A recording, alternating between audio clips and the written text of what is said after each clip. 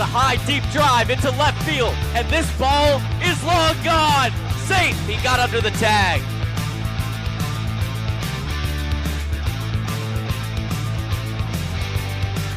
Will one hop the wall and it lands for a double. Want to ride into deep left field, and this ball is gone. Falmouth is going to the Western Division Final.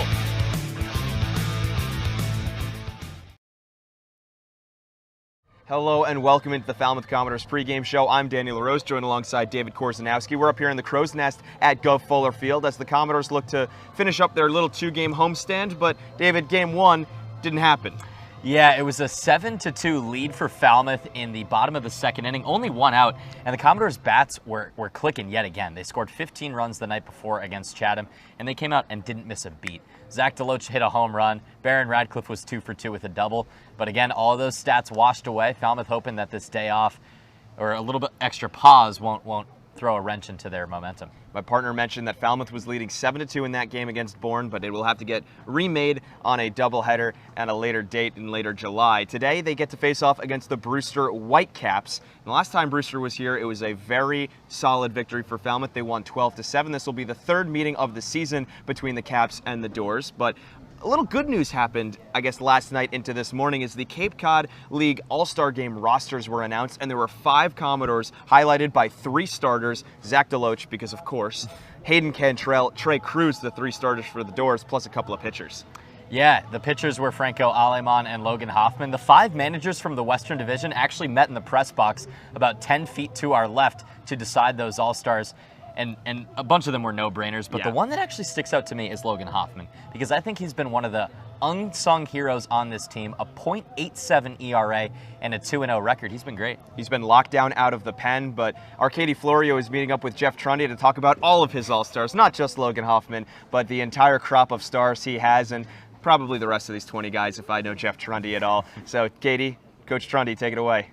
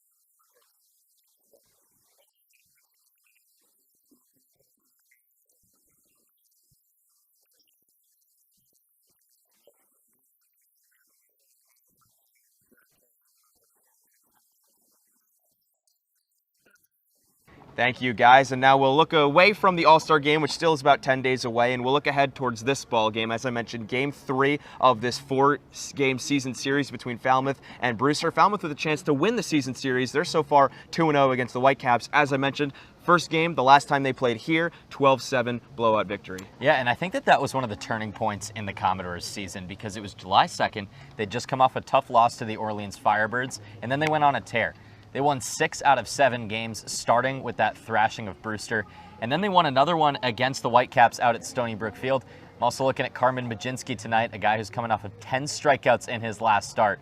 perhaps an all-star snub as well to really be locked down tonight. So, David, not going to ask you for a prediction, but I am going to, a win-loss prediction, I should say. But I'm going to ask you for a little bit of a prediction. Do you expect 12-7, same output, a lot of runs scored for both sides like we saw in Game 1 between these two teams, or Game 2 where it was 4-3 final score after 8 innings, where it was a lot lower scoring and runs were kind of scored in bunches in singular innings, and then there were a lot of 1, 2, 3 innings around it? I'm going to go with neither. I think that this is going to be a blowout for Falmouth. Wow. I know, big prediction, but Carmen Mlodzinski has been such a good pitcher. I think arguably better than Franco Aleman. I think he's going to throw 5, maybe even 6 good innings tonight, and I think that they'll have guys like Logan Hoffman and Thomas Gerard come in relief.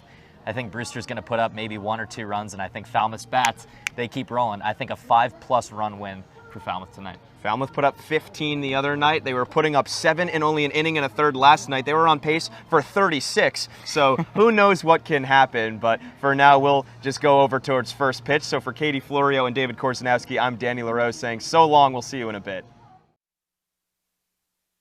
Hello and a pleasant good evening to you here from us two in the Falmouth Commodores broadcast booth here at Gov Fuller Field. Danny LaRose, David Korzenowski, happy Saturday. Glad that you're spending it with us for this matchup between the Falmouth Commodores and the Brewster Whitecaps. Brewster coming to Falmouth for the second and final time in 2019. This will be the third time these two teams face off, and so far Falmouth has gotten the best of Brewster 2 times around, thanks to very different games, David. Yeah, the first game between these two teams was on July 2nd, and as I remarked in the pregame show, I thought that was really the turning point in this season. The bats exploded at a time when they really weren't hitting very well, and then they kept it rolling, winning 6 of their next 7.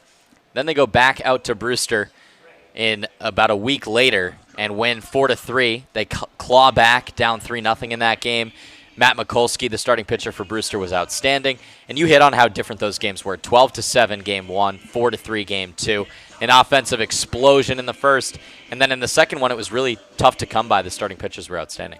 Well, these two teams coming off of different games in their previous outings as well. Falmouth yesterday had their game washed out in the second inning. They were leading 7-2, but their last official game, a 15-6 win over the Chatham Anglers. And meanwhile, Brewster coming off of a heartbreaking loss last night against the Wareham Gatemen. They were ahead 5-0, ended up losing 6-5 after 9 innings. So kind of two different tracks that these two teams are on. Brewster 4-6 in their last 10. Falmouth, they're 7-3. Yeah, they did look good against Wareham last night, but they just kind of fell apart late. Their bullpen struggled, and then in the bottom of the 9th inning, the winning run scored on a throwing error from the pitcher. So that's a tough way to lose, but they try to bounce back against the Doors tonight. So the Doors are taking the field, and Brewster will look to bounce back with the following lineup. They're led off by Duke Ellis. He's playing center field. Then Brett Auerbach, the catcher. Gage Workman, who was named a All-Star, will be batting third and playing short. Mason Dodd will be batting cleanup at first base, recent addition to this Brewster lineup.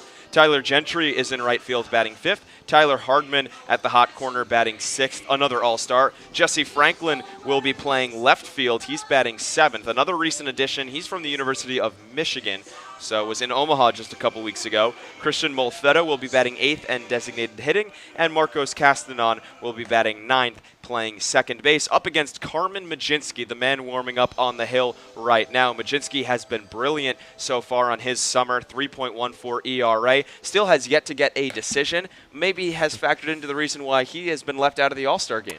Yeah, tough draw for Carmen Mlodzinski this morning, as the Western League managers for each of those 5 teams met here in the same press box where we're at right now and decided the All-Stars. I think Carmen Mlodzinski is an All-Star. He is in my book. He's got 24 Ks in 14 1/3 innings of work, just 3 walks. I mean, his command is outstanding.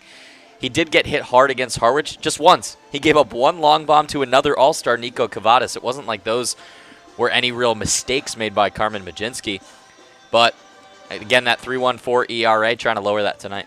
And I think what's most impressive about Carmen is that strikeout number, the 24 strikeouts to 3 walks, the fact that he's had 5+ strikeouts, 7+ strikeouts, I should say, in every single outing, and he has not gone farther than 5 innings. That's more than a strikeout per inning pace, and he had double-digit strikeouts through only 5 his last time against Harwich. I mean, he's close to a 2-to-1 as far he's close to averaging 2 strikeouts every inning of work. That's insane, especially against some of the best hitters in college baseball.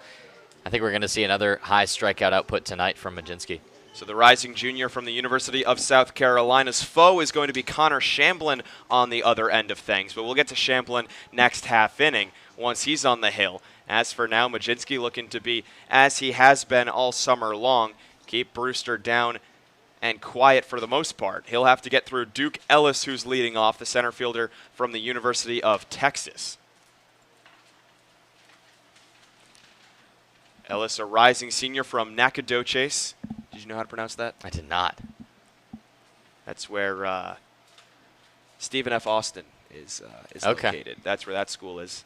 Nacogdoches, Texas, stands at 6'2", 175, and he will step into that left-handed batter's box and get us underway here on Disney-themed night at Gov Fuller Field. The first pitch at 6:03 p.m., a fastball that comes way inside. Good news about tonight. What's that? First pitch, clear skies. Yesterday, it was clear skies when we all were getting here around 3 or 4 o'clock, and then all of a sudden, first pitch, it was very dark, and the rain came in the second. Ball misses in quickly, 2-0. Ellis has been pretty solid this summer. Just a .214 average. He's only played in 6 games. Tonight is number 7, a later addition from the University of Texas. The 2-0 misses upstairs, so Ellis has quickly watched 3 balls miss all way out of the strike zone, and Majinski looking to settle back in. This is uncommon. Ellis draws a decent amount of walks. He's walked 3 times this summer, but Majinski, the opposite. Carmen has only walked 3 batters, and he won't walk a batter on that pitch. Defensive alignment for the Commodores, outfield from left to right, Masel, followed by Dunn, then Deloach. Infield, Moretto at third, Cruz at short, Cantrelle at second, Claunch at first. Catching behind the plate is Matheu Nelson as he squeezes that fastball that was blown past Ellis. Majinski settling back in now. He's got such zip on that fastball, and it moves as well. Here's the payoff pitch. Goes to the breaking ball and gets a swinging strike 3. Falls behind Ellis 3-0, but comes back with a couple great heaters and a magnificent slider to get his first strikeout of, I'm sure, many on the ballgame. Well, his last time out on the mound, Danny, was his best. 10 strikeouts against Harwich in what was a walk-off 10-inning game for the Commodores. His first times through the order, he was perfect, and he struck out every other batter. Bunt laid down by Brett Auerbach. That one's perfectly up the third base line. Moretto's going to watch it stay on the infield grass. You could not execute a bunt more perfectly than Brett Auerbach just did as he's on base with a hit. Now batting, the shortstop. Hey, get him any way you can, especially early. Number 25. Auerbach knew the scouting report on Majinski, how tough to hit he is, how he tries to get swings and misses. So he says, all right, I got some speed at the 2 spot. And he lays down a perfect bunt. The fact that it stayed on the grass is what prevented it from leaking foul. Great bunt by Auerbach. Moretto might have had a chance, but he didn't want to risk it. And not much you can do when you're the third baseman on that play, as there's a first pitch breaking ball in for a strike to Gage Workman, the shortstop for Brewster. Workman, like Auerbach, both of them all-stars. Although Gage is only batting .256 on the summer. Here's the 0-1. Lines it foul. 7 all-stars for the Whitecaps, 5 for Falmouth. We see 4 in the starting lineup for Brewster tonight in Auerbach, Hardman, Gage Workman, and Tyler Gentry. None of those guys hitting over 300, but they do hit a lot of extra base hits. That's the one common denominator I saw. Here's the pitch. It misses just outside. Good one from Majinski, but a better eye by Workman. Yeah, he was just trying to get a swinging third strike on that throwaway pitch. That's something Majinski does so well, is he gets up in counts, so then he can kind of fool around with the batters. Gage working on a 4-game hitting streak. We'll have to wait for the 1-2 as it's thrown over towards first base. Trei Cruz inserted back at first, as we mentioned, as he's now gotten a couple reps there, switching it off with a whole host of guys. Thought we would see the same lineup that we did last night, but decided to change things up. Here's the 1-2. Swung on and missed, strike 3. Reared back and fired a 91-mile-an-hour fastball right past Workman's swing, and that is now 2 swinging strikeouts in only the first inning. Now batting. Par for the course for Majinski. Belmont Abbey College, number 20. First 3 batters he faces, 2 strikeouts. Unbelievable. Here comes Mason Dodd, who's batting cleanup, and this is only his 4th game played on the summer. His first game was July 10th versus Yarmouth Dennis, so he was not even a thought the last time these two teams faced off. Rising senior from Belmont Abbey College, Majinski steps off the mound, but it is immediately called a balk by just about everybody in the ballpark. Auerbach was dancing on the base enough that he was able to get Majinski to jitter. First balk we've seen this summer in a Commodores game. Uncommon, as these guys are usually so polished. But maybe a little mind games from Auerbach. He moves into scoring position. I think we did see Hayden Cantrelle force a balk from somebody real early in the season. But no Commodores pitcher, definitely. First pitch is a strike to Dodd. Dodd playing first base for Brewster. At Belmont Abbey this past year, he batted .313 with 15 home runs and 64 RBIs. A true power hitter who was immediately inserted into that cleanups position for obvious reasons. Yeah, and power is sort of his MO. He was a transfer from Lander University, spent 3 years there, but preserved a year of eligibility by barely playing in 2018. Here's the 0-1. Swings at it and fists it foul, as Matheu Nelson will touch up to make sure everything is put. And it's 0-2 now. Majinski looking to make it 3 strikeouts on the inning and work around a 1-out single, followed up by a balk. If he can leave Auerbach stranded on second, he would be a victor in this inning. Auerbach with a little bit of speed despite being a catcher. We saw that when he laid down a bunt for a hit. Only guys confident in their wheels can do that. Here's the 0-2. Ground ball right side. Cantrelle can't get there on his forehand. It's scooped up by Zach Deloach. He's going to throw home. The throw into the plate, not in time. Brett Auerbach slides just ahead of the spin tag from Matheu Nelson. And 2 singles on the inning bring home a run for Brewster. Now batting, the right fielder from the University of Couple tough breaks for Majinski so far in this inning, Danny.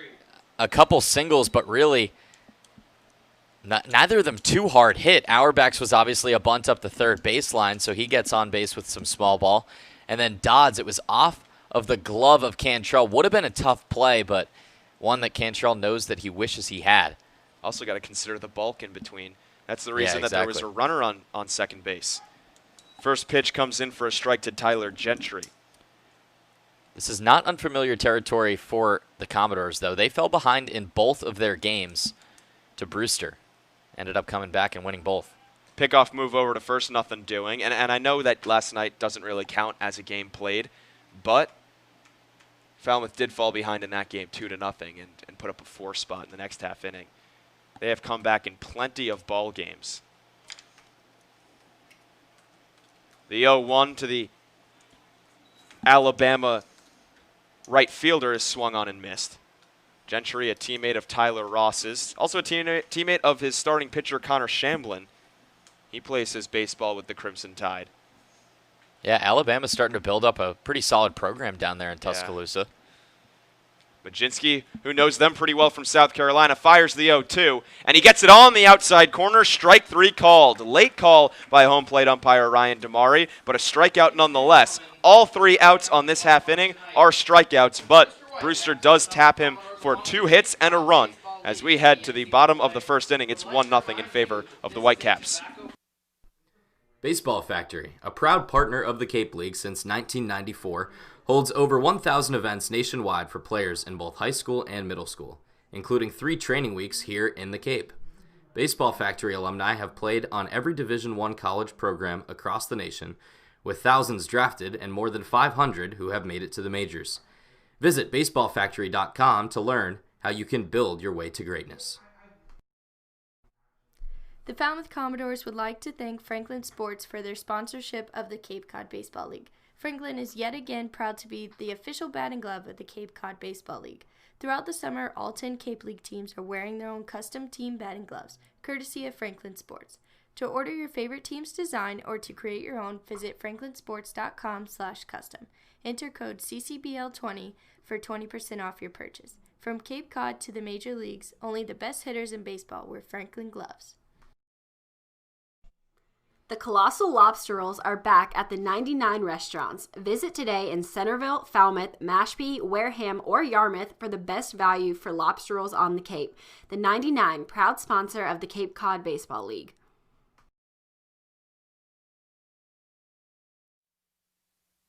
Welcome back to Gov Fuller Field. On your screen, you can see the lineup for the Falmouth Commodores, 1 through 4.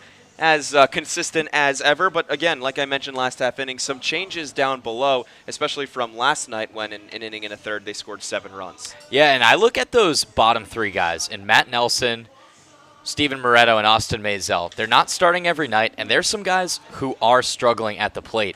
I think that this is an opportunity for them to really get going offensively as the rest of the team is. We saw Radciff in that bottom third for a while before he finally started to heat up. Nelson, Moretto, and Masel trying to do the same. They'll be going up against the right-hander from the University of Alabama, Connor Shamblin. Shamblin on the summer, 0-1, 3.46 ERA, 13 innings of work. Biggest problem for him, that walk number. 18 walks over 13 innings, only 12 strikeouts. This will be his 4th start and his 6th appearance. He has not thrown more than 4 innings. We saw a similar story from Colby Dunlop, the starter for Bourne last night. It was only his 4th start. He was a guy who didn't go too late into games. First pitch thrown to Hayden Cantrelle is tapped up the first base line. That's an easy 3 unassisted on your scorecard after it's fielded by Mason Dodd. 1 up and 1 down. We know Cantrelle likes to swing at the first pitch. Didn't get as hard a contact as he wanted on that. A little bit on top of it. When Cantrell's not on the base paths, usually not a good inning for the Commodores, but we'll see if they can bounce back after the first pitch is grounded out. Blake Dunn will be the hitter. He shows bunt, does not put it down, and takes a strike. Yeah, interesting. We almost saw the same sort of thing that Brett Auerbach did in the 2 spot. Dunn, a righty from Western Michigan, watches the 0-1 miss way outside. He's a guy who plays a lot like a leadoff hitter, a lot of speed, leads the team in walks, can get on base that way pretty proficiently. However, he hasn't walked in 3 straight games. He won't walk here. He flares one out to right field, and that one will hang up long enough for Gentry to come down with it. 2 up, 2 down. The right fielder from Texas A&M, number 9. Well, Shamblin doing a really good job right now throwing strikes, and the Commodores helping him out by swinging at some early pitches. Yeah, not a lot of pitches thrown, only 4, and 2 outs have been recorded. Now Zach Deloach will try to break up that script, and he is quite the guy to do it. A 420 average and only 69 at-bats on the summer after yesterday's 2 at-bats got canceled, but he even improved on it yesterday when he went 1 for 2 with a home run. And it was another blast over the field in right center. Would have moved him to tied for 2nd in the Cape League in home runs. He has 4 right now. He does lead the Cape in average at 420, and he is miles ahead of 2nd place. As that one hits him right on the hip, it looks like. Throws the bat over towards the dugout and will take his base. So it's not a hit, but he is on base with 2 outs. Number 2, Trei Cruz. Zach Deloach's family in town this weekend as well. Saw a lot of cheers for him. Oh, yeah. Mom, dad, brother, and grandparents, if I counted correctly. They can cheer him now on the base paths, and Trei Cruz will be at the plate, trying to make something happen with 2 outs in this first inning. The pitch from Shamblin, cut on and missed, strike number 1 to the switch hitter batting from the left side. It was a dirty pitch from Shamblin right down the middle, but really slow off speed, coming in at just 77 miles an hour.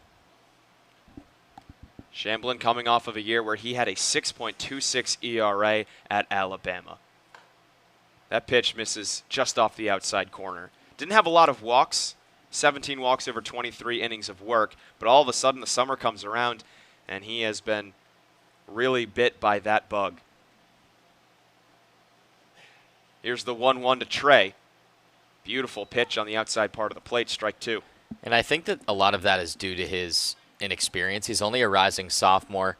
He's a guy who then comes to the Cape League and is all of a sudden facing rising juniors and seniors, some of the best hitters in the country. He might be trying to place his pitches a little bit too perfectly.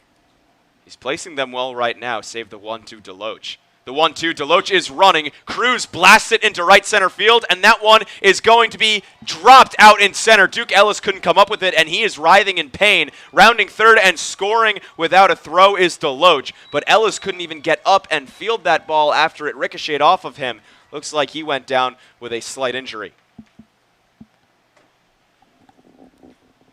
So before we talk about Ellis and sort of that approach defensively, Trei Cruz is staying red hot at the plate. 3 straight 2-hit games for the man who's playing shortstop tonight. We've seen him at third base a little as well. And no question, Brett Becker waving Deloach around as he had a full head of steam going on contact with 2 outs. But I do want to talk about that defensive approach from Ellis. It was really a tough play to make. He tried to do the slide where he brought, I think, one of his right leg back, and I don't know if it was something on the fall that made it a little bit of a awkward landing. He is up and under his own power right now as the Brewster trainers are talking to him.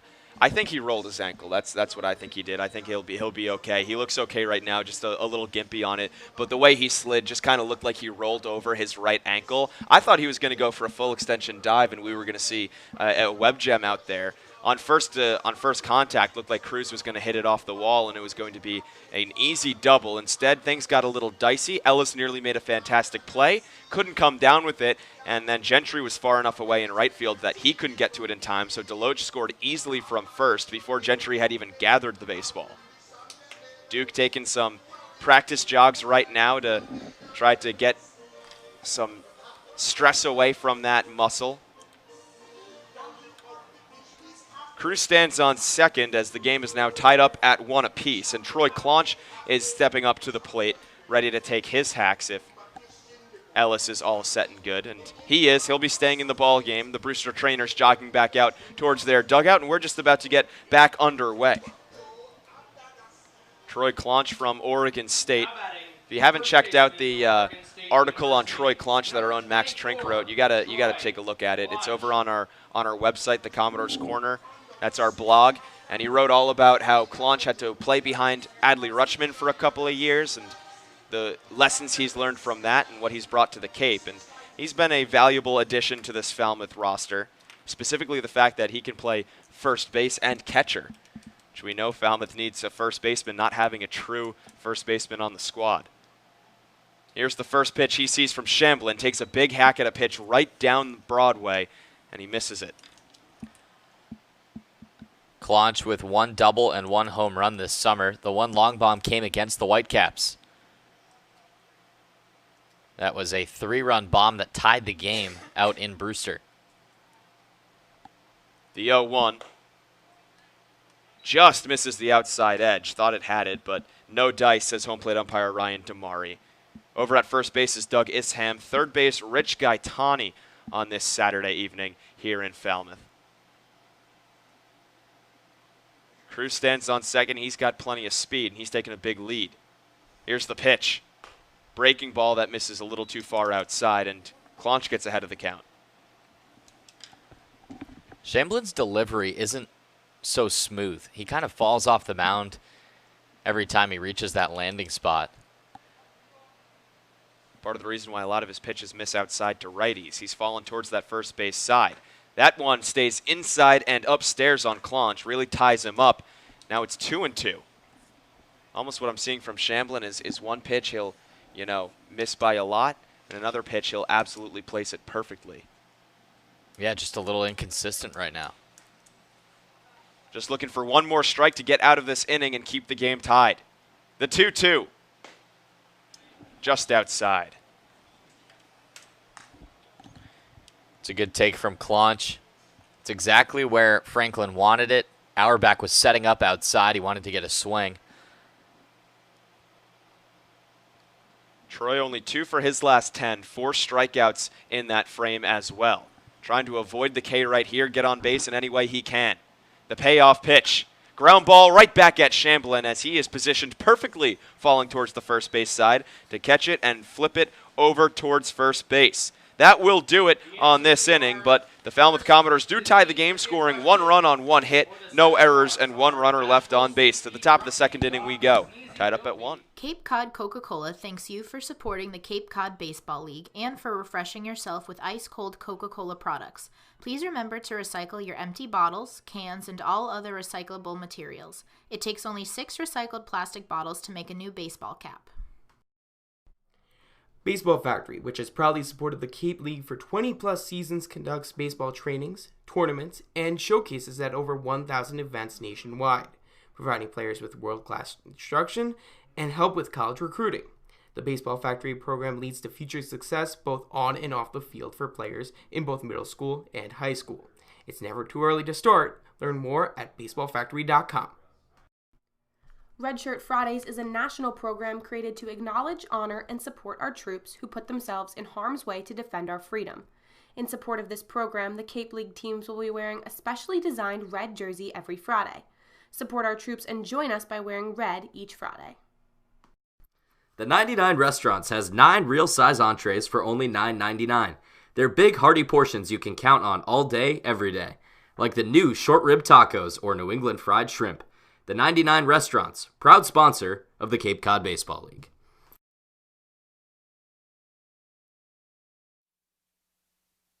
Top 2 we go from Gov Fuller Field. Danny LaRose, David Korzenowski here on the call on this Saturday night. 1-1 ball game after a couple of hits and a run scored for Brewster, sandwiched around 3 strikeouts. Meanwhile, Falmouth responded with a hit of their own, scoring Zach Deloach, who was hit by a pitch in the first. So both teams going tit for tat after 1 inning of work. David, you know what I just noticed? What's that? Last game that Carmen Baczynski pitched, every other batter was a strikeout. So far, so good in this game, too. Little bit of a different story, as he did allow a run while striking out every other batter. Against Harwich, he had not allowed a run his first time through the order. It was the second time when he faced Nico Cavadas, the cleanup man for Harwich, that he was tagged for a 2-run bomb. First pitch he throws to Hardman comes way inside. Carmen has never been a major strikeout pitcher in his 2 years with the Gamecocks. Had less than a strikeout per inning pace as a freshman. As a sophomore, had just about a strikeout per inning, 11 strikeouts over his 10 2/3 in an injury-shortened season. 1-0 to Hardman, taken down and in. And the Cape League All-Star wearing number 42 is in a friendly hitter's count. He's got a 3-game hit streak as well, swinging a really good bat lately. Maybe part of the reason he was selected as an All-Star. The 2-0 is popped up into shallow right field. Cantrelle is back. He's called off by Deloach. And Zach will make the grab for out number 1. Friendly placement on that pop fly as there's just one shadow out in right field, and it's the light. Yeah. It's the light that extends from the Brewster bullpen on the left side of this field, and it casts a long shadow as that sun is setting to our left. And the ball was literally hit right there. So Deloach, who's got the sun in his eyes, gets a little bit of help on that fly ball. Righty-lefty matchup now as Jesse Franklin will make his first appearance against the Commodores on the summer. First pitch to the left fielder is taken outside as Nelson couldn't squeeze it. Franklin, we mentioned that he was in Omaha a couple weeks ago because he was playing with the Michigan Wolverines. They went to 3 games against Vanderbilt in the final series. Could not come away with a victory and lost to the eventual national champions. Yeah, they won game 1, though. Yeah, they were so close. Kumar Rocker shut down in game 2. He was unbelievable. Yeah. He was supposed to be on Orleans this summer. Right. But he was shut down pretty quickly. 1-1 is taken outside by Franklin, who got to the Cape pretty quickly. He was here on July 9th for his first game. Yeah, he's got hits in 3 of his 4 games played this summer. 2-1 the count to the rising junior, originally from Seattle. The pitch lofted out towards left field, but that one's going to go way foul. So, you want to know my initial reaction when I was watching Kumar Rocker in the NCAA tournament this year? What was it? So I understand the eligibility rule, right? You either sign out of high school or you go after 3 years. But I want to see Kumar Rocker in the MLB, like now. And he still has 2 more years. He's like a Trevor Lawrence. Yeah, exactly. Yeah.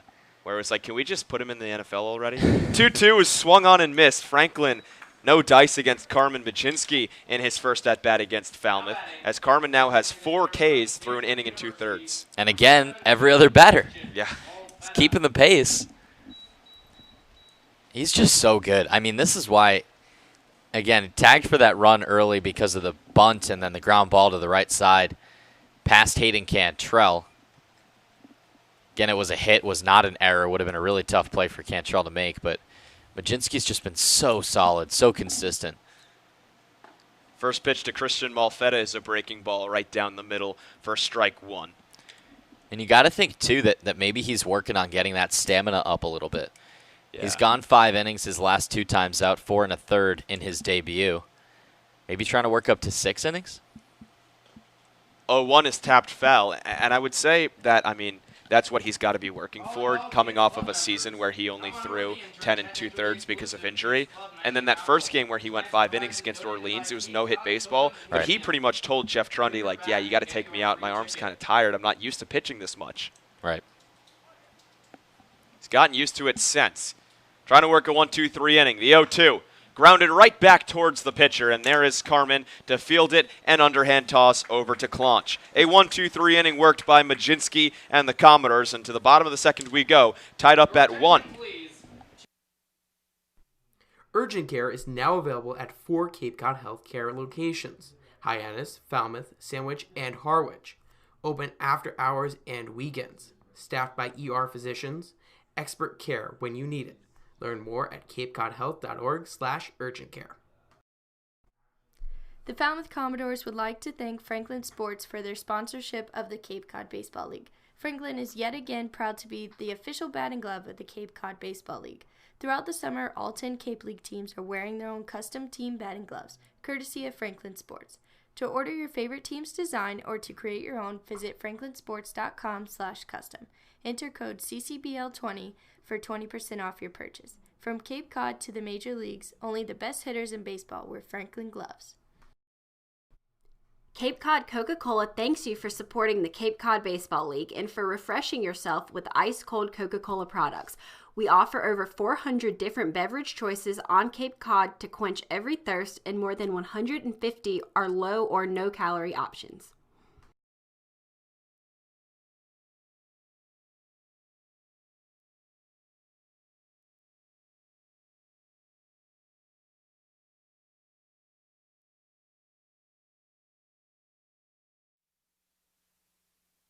Barron Radcliffe will lead off the home second as the Commodores looking to take their first lead of the ball game. Fell behind 1-0, tied it up 1-1 after a 1-2-3 inning worked by Majinsky.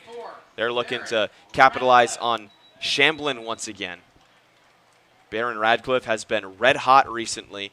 Continued that in yesterday's rain-shortened game. Was 2 for 2 to start off with a double and a couple RBIs. Swings at the first pitch he sees, bounces it up the first base line. That one is called foul. Looked like it hit the white chalk to me just behind the bag, but Barron will take it. He would have been an easy out. I thought so, too. Thought I hit the right side of that field. Excuse me, the line down towards right field. Barron officially batting .216 on the summer. The pitch swung on and missed. It was a fastball at 89.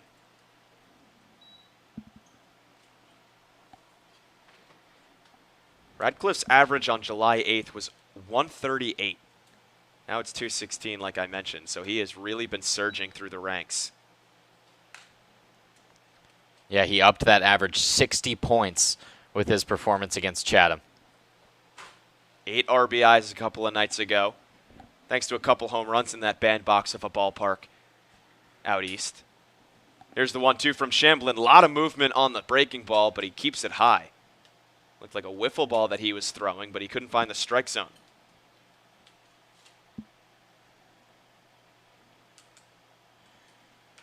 Here's the 2-2. Downstairs for ball 3. How about that for Radcliffe? Falls behind 0-2 and works the count full. Yeah, he does a really good job watching a lot of pitches. Sometimes it works to his detriment because he falls behind, but here it's helping him out. Payoff pitch, cut on and missed, strike 3. Went with a fastball and got it at around 91, 92, and Radcliffe couldn't catch up. So he was 2 for 2 last night when he was up at the plate. Again, those stats wiped. He had a double and a single. It's the first time he has come up a strikeout victim in quite some time. Again, a 3 for 5 night against Chatham with 8 RBIs. Unbelievable. Matheu Nelson is now going to step up to the plate. He's had a rough summer to start off, only 1 hit. First pitch he sees is a breaking ball that dives over the outside corner of the plate. Nelson yesterday had only 1 at bat. It was a sacrifice fly. We'll see if he can get similar results in this ball game, see if he can buck the trend that he's been on. And again, I think these next 3 guys, Nelson, Moretto, and Masel, are some batters that maybe aren't having the same offensive success the rest of the team is. Shamblin's 0-2 is a fastball that misses up and away. Yeah, Nelson definitely, I mean, he's still kind of adjusting to the Cape. He's only had 14 registered at-bats. That's very, very low compared to the rest of the squad. 1-2 is clubbed up high into left field, going foul. Hardman calls for it, and the third baseman will make the grab in foul ground. Nelson is retired. Now batting, the third baseman from Sacramento State. Saw a little bit more of that pop off the bat from Nelson, and the Commodores want to see more of it and have him straighten it out. He has some power, because at FSU he had 7 doubles and 6 home runs this past year during his freshman season. We haven't seen that so far. He only has a single, and now he's been put out 14 other times. So 2 up, 2 down in the second. Steven Moretto swings the first pitch and fouls it away. Back in the first, it was 2 up, 2 down on only 4 pitches, and then the next 2 batters got on base with a hit by pitch and a double, which was good enough to tie the ball game. The Doors looking for that same magic, but from the bottom of the lineup. Moretto starting at third base today, swings and misses at that pitch, and it's quickly no balls and 2 strikes. Moretto 0 for his last 7, 1 for his last 12. He's had that average below 200 for a majority of the season. 0-2. Down and away, good eye. Against Katuitt, his last start, 0 for 3 with 3 Ks. Working with a 170 batting average, and it will go lower as he swings and misses at the middle-high fastball. 1-2-3 inning worked by Connor Shamblin as he and Carmen Bajinski match each other on the scorecard so far. We'll go to the top of the third inning, still tied up at 1 on the Falmouth Commodores Baseball Network. The Falmouth Commodores would like to thank Franklin Sports for their sponsorship of the Cape Cod Baseball League. Franklin is yet again proud to be the official batting glove of the Cape Cod Baseball League. Throughout the summer, all 10 Cape League teams are wearing their own custom team batting gloves, courtesy of Franklin Sports. To order your favorite team's design or to create your own, visit franklinsports.com/custom. Enter code CCBL20 for 20% off your purchase. From Cape Cod to the major leagues, only the best hitters in baseball wear Franklin gloves. Curry College offers 14 NCAA Division III athletic teams in sports such as football, baseball, softball, basketball, hockey, soccer, lacrosse, tennis, cross country, and volleyball.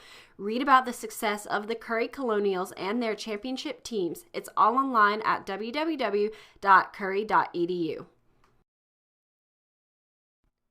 Redshirt Fridays is a national program created to acknowledge, honor, and support our troops who put themselves in harm's way to defend our freedom.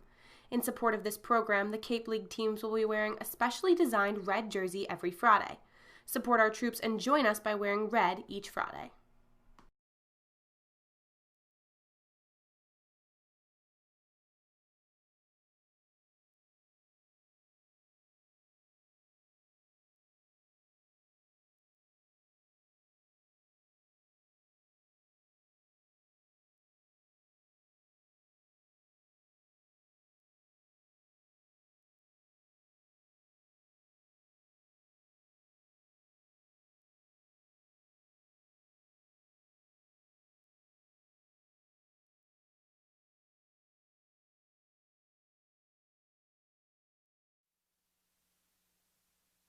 To the top of the third we go. Marcos Castanon is going to be the hitter. 9-1-2 for Brewster in the third. Castanon Last time here at Falmouth, had a big home run in the first inning. 3-run home run off of Chris Gonzalez. Second time playing Falmouth, he went 0 for 4.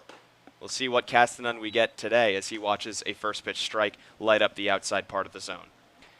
And when he hit that 3-run blast against the Commodores, it felt like the Doors might be in for a long night. Yeah. Chris Gonzalez was on the mound. It was a team that had struggled so much offensively. They were able to rebound, I think. They were. Yeah, they scored 12 unanswered, went up 12-3, and then the score made it look a lot closer than it was. But that was a dominating win for Falmouth. It started off their really hot stretch in July, as that's ball number 2 taken outside, where they went on to win, 7 of their next 8, I believe.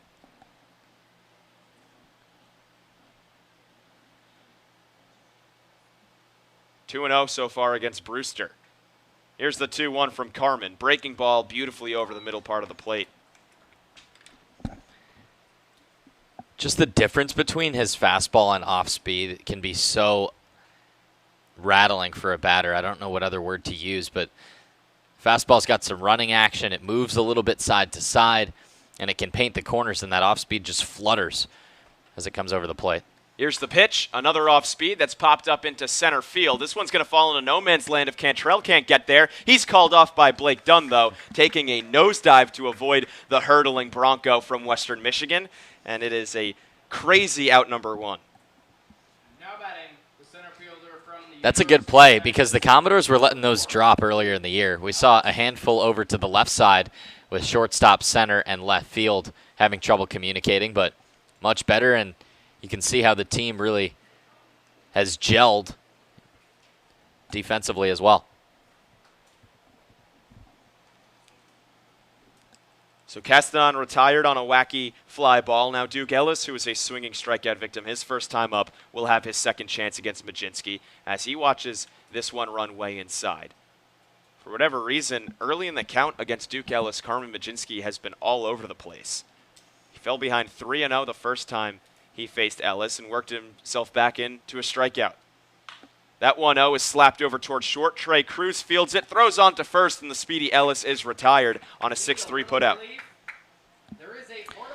Can't believe we missed it, Danny, but on the Castanon fly ball, that broke up the trend of every other batter striking out. Oh, we've been so on top of that all summer long. But now, Majinski getting into another streak that he wants to keep going. He's retired 6 in a row. 6 in a row ever since Mason Dodd's single that brought home a run way back in the first inning. He'll now face Auerbach, who laid down the first hit. It was a bunt for Brewster. He watches an off-speed pitch settle over the knees for strike number 1. Auerbach at a very respectable batting average coming into this ball game, .293. The 0-1. Outside. This is his first real at-bat. He bunted on the first pitch last time up. He extended his 7-game hitting streak now to 8 games, so a bunt will do it. He doesn't care. Watches a ball sit low. Came around to score anyway, so, small ball for Brewster in a situation where it really is not called for in the first inning. He'll take it, though, I guess. Yeah.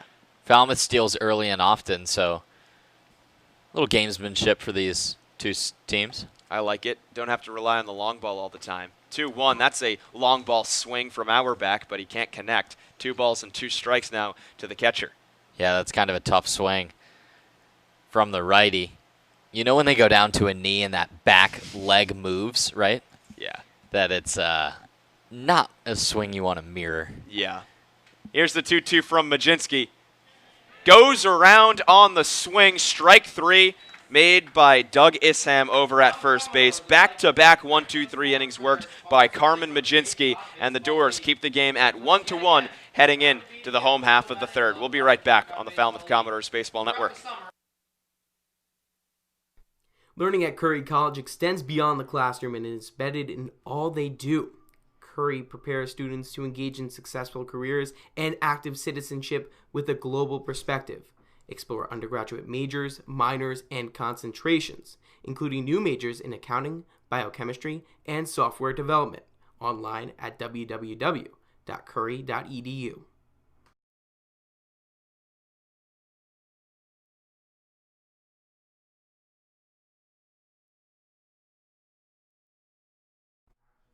The Falmouth Commodores would like to thank Franklin Sports for their sponsorship of the Cape Cod Baseball League. Franklin is yet again proud to be the official batting glove of the Cape Cod Baseball League. Throughout the summer, all 10 Cape League teams are wearing their own custom team batting gloves, courtesy of Franklin Sports. To order your favorite team's design or to create your own, visit franklinsports.com/custom. Enter code CCBL20 for 20% off your purchase. From Cape Cod to the major leagues, only the best hitters in baseball wear Franklin gloves. Baseball Factory, which has proudly supported the Cape League for 20-plus seasons, conducts baseball trainings, tournaments, and showcases at over 1,000 events nationwide, providing players with world-class instruction and help with college recruiting. The Baseball Factory program leads to future success both on and off the field for players in both middle school and high school. It's never too early to start. Learn more at baseballfactory.com.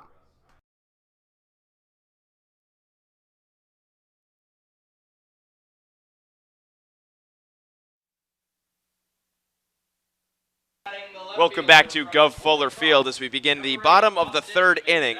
Falmouth will have 9-1-2, just like Brewster did to start off the third. Falmouth will look for a little bit more good fortune than the Whitecaps had as they went down in order. Carmen Majinski starting to get back into form. He has retired 7 straight. Back-to-back 1-2-3 innings for the big righty as this righty, Connor Shamblin, fires a fastball outside. Masel at the plate, 1 for his last 8. His one hit was against Katuitt in a 1-for-4 game in which he started. The 2-0 to Masel on the outside corner for a strike. You mentioned Austin has hit a little bit of a rough patch. He was 7 for his last 11 a couple nights ago. His last start. Now he's 2 for his last 11 with 3 strikeouts over his last 2 games played. Watches a ball low. 3-1 now. Friendly hitters count. Yeah, 3 strikeouts in his last 5 at-bats, and that was a guy who had not struck out hardly all summer. He just had 1 strikeout in his previous near 30 at-bats. Here's the 3-1. Lined over towards Shirt, and that one is going to get past the shortstop, Gage Workman. He had no chance on that one. Took a little bit of a hesitation before he dove for it. Decided better of it. Austin Masel has a hit. Yeah, that's a good piece of contact, and one that you might look at the position and think that the shortstop should get there, but it got out of the infield in a hurry, skipping on the back dirt and into center. And Masel, who has just had such a different approach this summer compared to last, and it's been so successful. First pitch to Hayden Cantrelle, he takes for a strike. Cantrelle grounded out to first his first time up. Switch hitter batting from the left side against Shamblin.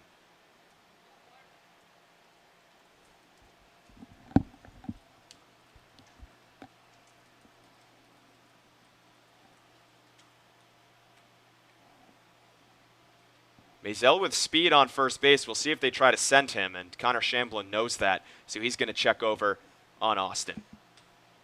Falmouth by and large leading the Cape League in stolen bases with an 84% success rate. 0-1 to Cantrelle is batted foul. Yeah, the Doors have 47 swiped bags on the summer. That is first in the league by a wide margin, but they've stolen bases at a less frequent pace than earlier in the season. I think that because they don't need to as much. They have much more extra base hitting and power. 0-2, just foul. That's, I think, the biggest reason is that resurgence of the power. Zach Deloach, putting guys home from first base. You don't need to send them over into scoring position when you can hit it over the wall just about every other at-bat. Hayden Cantrelle, not the most powerful in the Commodores bunch. He does have 3 home runs, but it's been a minute. The 0-2. Gets underneath it, pokes it towards the left side. That one is trickling, and out of play. Cantrelle, after swinging at the first pitch and grounding out his first time up, working a longer at-bat here. Trying to find a pitch to hit that he can drive. Seems like we don't see Hayden Cantrelle work long at bats anymore. But he's usually getting on base, so it doesn't really matter. Another pickoff move over towards first base, but Masel is back in time. 0-2 still the count, so not the best hit and run count. Masel is running. Cantrelle takes it. The throw down to second base is a little bit up the line, rolls into right field. Masel called for time initially. If he had reacted immediately, probably could have taken third base. Instead, he'll settle for second. And he was dead to rights. On an accurate throw, he is out at second base. Yeah. It was a little bit to the right, so a tougher play for Gage Workman, who had to come off of the second base bag. But moving into scoring position does Masel. Well, we've seen a lot of shoddy throws from the Brewster backstops. Remember Justin Vogt in that 12-7 game? Yeah. He just couldn't get out of his own way when guys were running, and Falmouth was taking advantage at every chance. 1-2 to Cantrelle. Inside, and that one plunks him. Looks like it got him on the wrist. Yeah, right above the hand, I think, as he is bending over in pain, but Hayden's going to shake that one off. It was a breaking ball from Shamblin, so not the most painful you can get. That's now the second hit batsman. It's the 5th time this summer, too, that Cantrell's been hit by a pitch. He bent inside and tried to get the hands out of the way, but they did hit him. Just shaking it off. A quick visit from the Falmouth trainer, but he seems fine. He has that huge elbow guard, but it ball just dove south of it and hit him on the wrist. Falmouth trainer is now shrugging her shoulders as she goes back to the dugout. Hayden, he's a tough boy. Tells her, I don't need it. I can just shake it off. Blake Dunn now up to the plate. He flew out to right his first time up. Now has a golden opportunity to give the Doors a lead early in this ball game. First pitch, he shows bunt like he normally does. Takes that pitch high for a ball.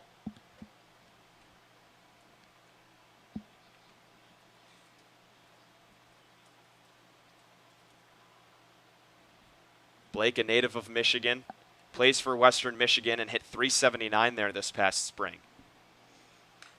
Lines that pitch right back into the fence, and that was a beautiful pitch to swing at. It's locked into it, just missed. Dunn's a guy who works long counts as well. He leads the team in walks with 16. It's because of foul balls like that and taking on the pitches that he sometimes thinks are close, but yeah. I don't know. He's got a much more liberal eye at the plate.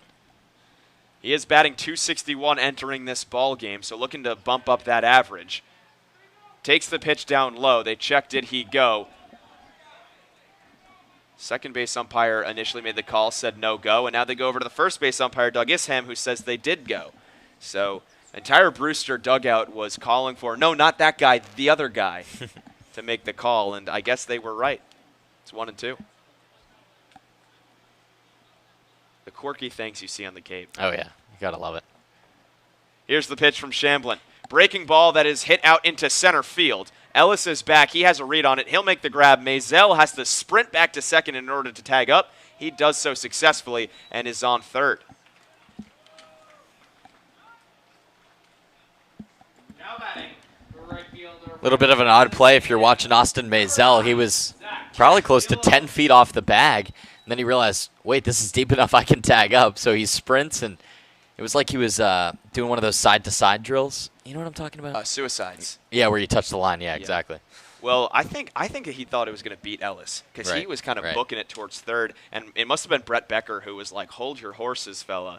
You got to get back and tag up first. And it was a good thing that he did because now he's only 90 feet away with less than 2 outs, which means that if Zach Deloach can hit a ball into the outfield, it should bring home the go-ahead run. 1-1 score here in the third with 1 out, and the Cape League's best hitter at the plate. Zach named a Cape League All-Star and a starter for the All-Star team. If he wasn't, then that would have been a travesty because he is just about leading in all important categories and just a hair behind in home runs. All right, so hypothetical. Say he wasn't named an All-Star. What would you have done? Drive back to New York. Never pay attention to the league again. First pitch he swings at, and doesn't look like an all-star on that swing as he is fooled mightily by the changeup. Yeah, he just was looking fastball way ahead of it, and he knew. readjusts the batting gloves and steps back in. It's a good move by Shamblin, trying to get a quick strike on Deloach, keep him off balance. Sure, he's looking for a ground ball to the middle infield. It would mean 2, and it would end the inning. The 0-1 goes upstairs with a fastball and misses too far.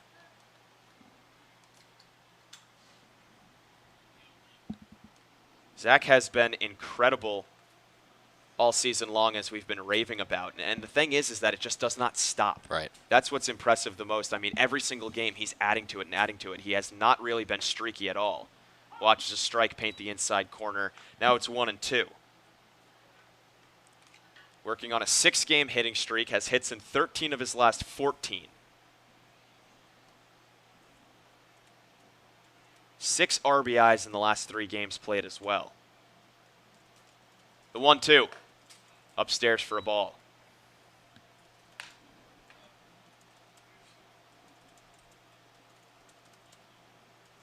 Two balls, 2 strikes to the right fielder from Texas A&M, whose family is in town, as David remarked back in the first inning. They are cheering loudly for him whenever his name gets called. Hoping to cheer here on a 2-2, swung on and fouled away, as it was just dropped out at home plate by Brett Auerbach. Couldn't squeeze it, so Deloach will get another chance.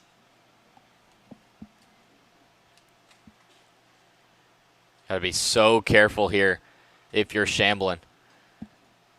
We saw Dunlop yesterday get behind 3-1 to Deloach, so he tries to fire a get-me-over pitch to get it to 3-2.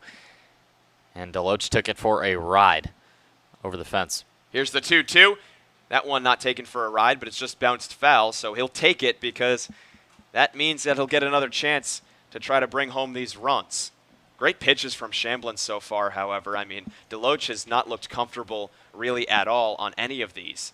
When he has been making contact, he's been tapping them just a couple of feet. And while we're looking at Deloach and thinking extra base hit or home run, there is just 1 out. Yeah. So a fly ball does score a run, too. The 2-2 misses outside, ball 3. Something I said yesterday a moment before he hit that home run was that when it comes to Zach, he's so humble and quiet, and yeah, I don't know, he's just doesn't really unassuming. That's a yeah, that's a good word for it. That he's kind of got the mentality of I just swing the bat and good things happen. So he's not a guy who's really, you know, looking for home run every time. Payoff pitch, grounded foul over towards Trei Cruz in the on-deck circle. And I think that's one of the best things about Deloach as a player is that he doesn't rely on that power, and it's really come on late. I mean, he has 3 home runs in his past 3 games played, but before that he had just 1, and it was primarily singles and doubles. And everything has been a very level swing, you know, not swinging out of his shoes in the slightest. Pickoff move over to first. Cantrelle is back in time. 3-2 count to Zach Deloach with Hayden on first and Austin Masel on third. So a lot of speed. We'll see if they try to send Cantrelle. They do not. The payoff pitch. Grounded over towards short. This could be 2. Fielded by Workman. Flip onto second for 1. Over towards first. Got him in time. Zach Deloach is a ground ball double play victim to end the 3rd inning, a very rare instance where he comes up empty on an RBI opportunity, and the Doors come up empty on the RBI opportunity as well, as they score no runs on 1 hit, no errors, and strand a runner on third base. David, golden opportunity for the Doors, but we're still looking at a 1-1 game. Yeah, kind of disappointing, and something you might not expect from Zach Deloach is grounded out on that double play. There was runners on first and third with 1 out, and that's kind of the last thing you expect, honestly, from Zach Deloach. But Connor Shamblin, you got to tip the cap to him. He does a great job. Shamblin worked a 3-2 count against Deloach. It was a real good battle, and Shamblin comes out on top. And one guy who wasn't able to get up in that inning, but I'm sure was itching for it, Baron Radciff. Oh, yeah. Because this guy has been hitting RBIs like it's nobody's business in the last couple of games. You're just itching for the point where he can get up with a couple men on. Well, he had the bases loaded against Chatham, and he had a grand slam. Right. That was an outstanding at-bat from Radciff. We saw him strike out swinging his first time up, so some of the hotter bats struggling a little bit early against Brewster, and we're seeing a low-scoring game through 3, which maybe we didn't expect. Like you said, got to credit Shamblin a little bit, as he is able to get out of that jam, stranding runners on the base paths. We will head to a break as we are just about to get underway here in the top of the 4th inning. You're listening to the Falmouth Commodores Baseball Network. Baseball Factory, a proud partner of the Cape League since 1994, holds over 1,000 events nationwide for players in both high school and middle school, including 3 training weeks here in the Cape. Baseball Factory alumni have played on every Division I college program across the nation, with thousands drafted and more than 500 who have made it to the majors. Visit baseballfactory.com to learn how you can build your way to greatness.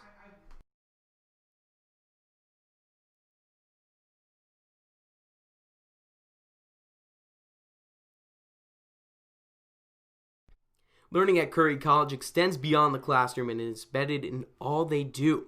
Curry prepares students to engage in successful careers and active citizenship with a global perspective. Explore undergraduate majors, minors, and concentrations. Top of the 4th inning, set to get underway here at Gov Fuller Field. Danny LaRose, David Korzenowski here in the booth in Falmouth, Massachusetts. Carmen Majinski is the man on the mound, and he fires the first pitch strike to Gage Workman, the 3-hitter, so it'll be the heart of the order for Brewster. Workman followed by Dodd, followed by Gentry. Gage 0 for 1 with a swinging strikeout in his lone at-bat on the ball game.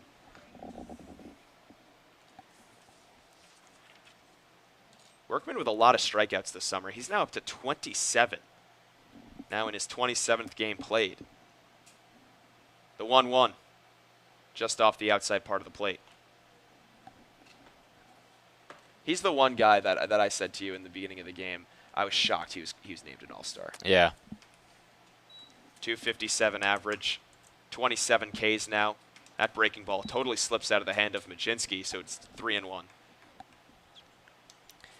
Nothing really jumps out the stat sheet at you, right? 10 RBIs.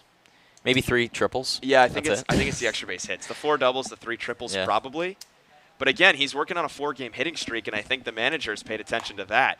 He gets on base in this ball game thanks to a 5-pitch walk to lead off the 4th inning. So Brewster is in business as Majinski has walked his first batter. Well, every time Majinski's on the mound, he walks 1. So that's his walk for the night. There it is. It's away. It's right. gone. It's gone. See You're ya. good. Yep. No more. Well, Mason Dodd will try to capitalize on the 1 walk that Majinski's going to allow all ball game. Dodd already has capitalized on Majinski. He has an RBI single. First pitch swinging as he bats it out towards left field. This one is falling fast. Masel sprinting in. That one's going to fall well in front of the left fielder. Austin just scoops it up on a jog as it is a bloop single for Dodd, who now is 2 for 2. And Masel was playing pretty deep in left field. Yeah. He saw the cleanup guy, Dodd, coming up. He saw his RBI single in the first inning and sits back as most outfielders would in that situation. Sky fly ball into shallow left field, nothing he can do.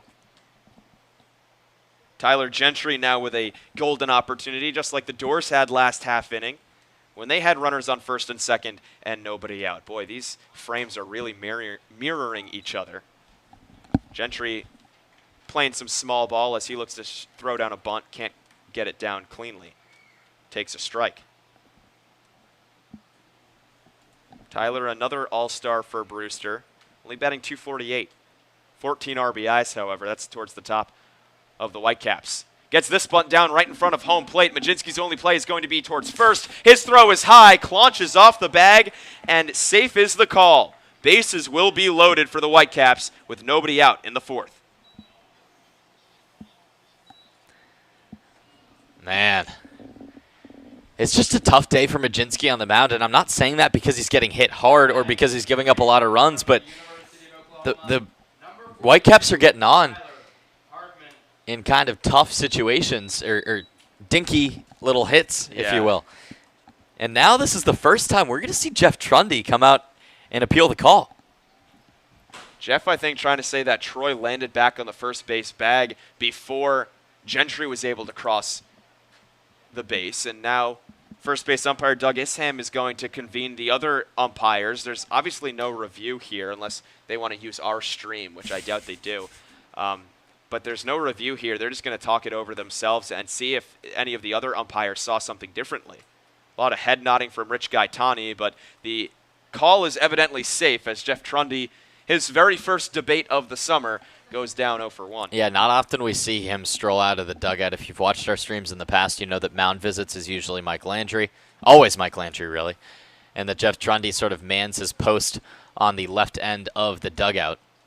But again, going back to my previous point, the Whitecaps getting on with little bunt singles, and then it's been bunt singles and Mason Dodd. That's what it's been. It's been 2 bunts, and then Mason Dodd with a ground ball to the right side and a bloop single to left field. Majinski just has to settle in and do what he can. First pitch he throws to Tyler Hardman. Hardman takes a home run swing and comes up empty, no balls and 1 strike. You're right. I mean, even the RBI single from Dodd wasn't very hard hit. And everything else, like you said, bunt and bloop single. So nothing that has really been a scorcher off the bat for Brewster. Hardman trying to change that with the bases juiced. The pitch. Another swing and a miss as he is just trying to launch this thing into another dimension. I mean, he is stepping out so far. Majinski looks great so far in this high-pressure situation. You got the bases loaded and nobody out. Means you need a punch-out.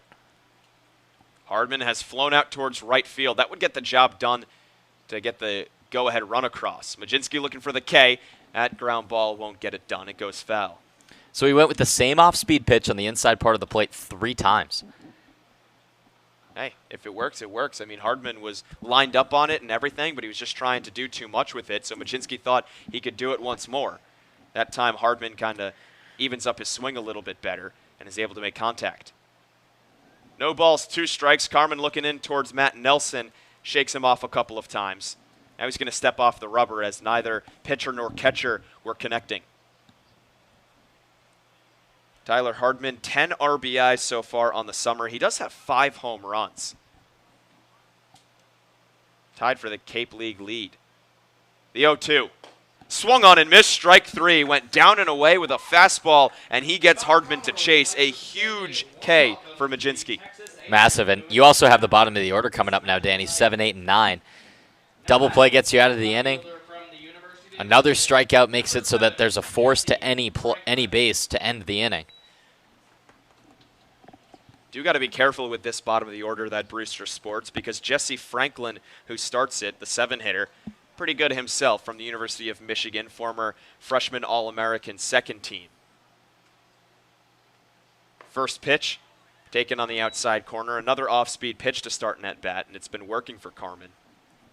Yeah, Franklin maybe still with some of those adjustments to the wooden bat and to the Cape League.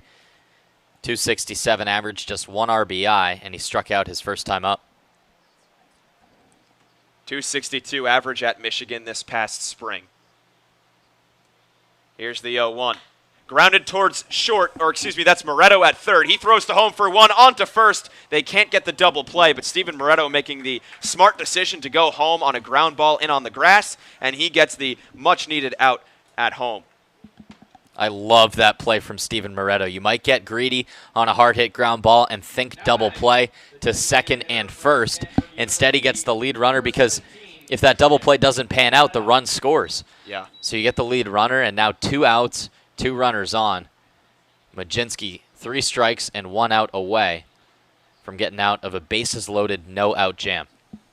That would be huge, and I'm sure you would see him pretty pumped up coming off the mound, but he can't get ahead of himself. Still got to get through Christian Molfetta, and the bases are still loaded. Molfetta takes a powerful swing, but he comes up empty. No balls and a strike to the designated hitter from Stanford. And you're seeing some extra zip on the fastball right now. Majinski knows that this would be a huge K. He looks like he's just turned on another gear right now.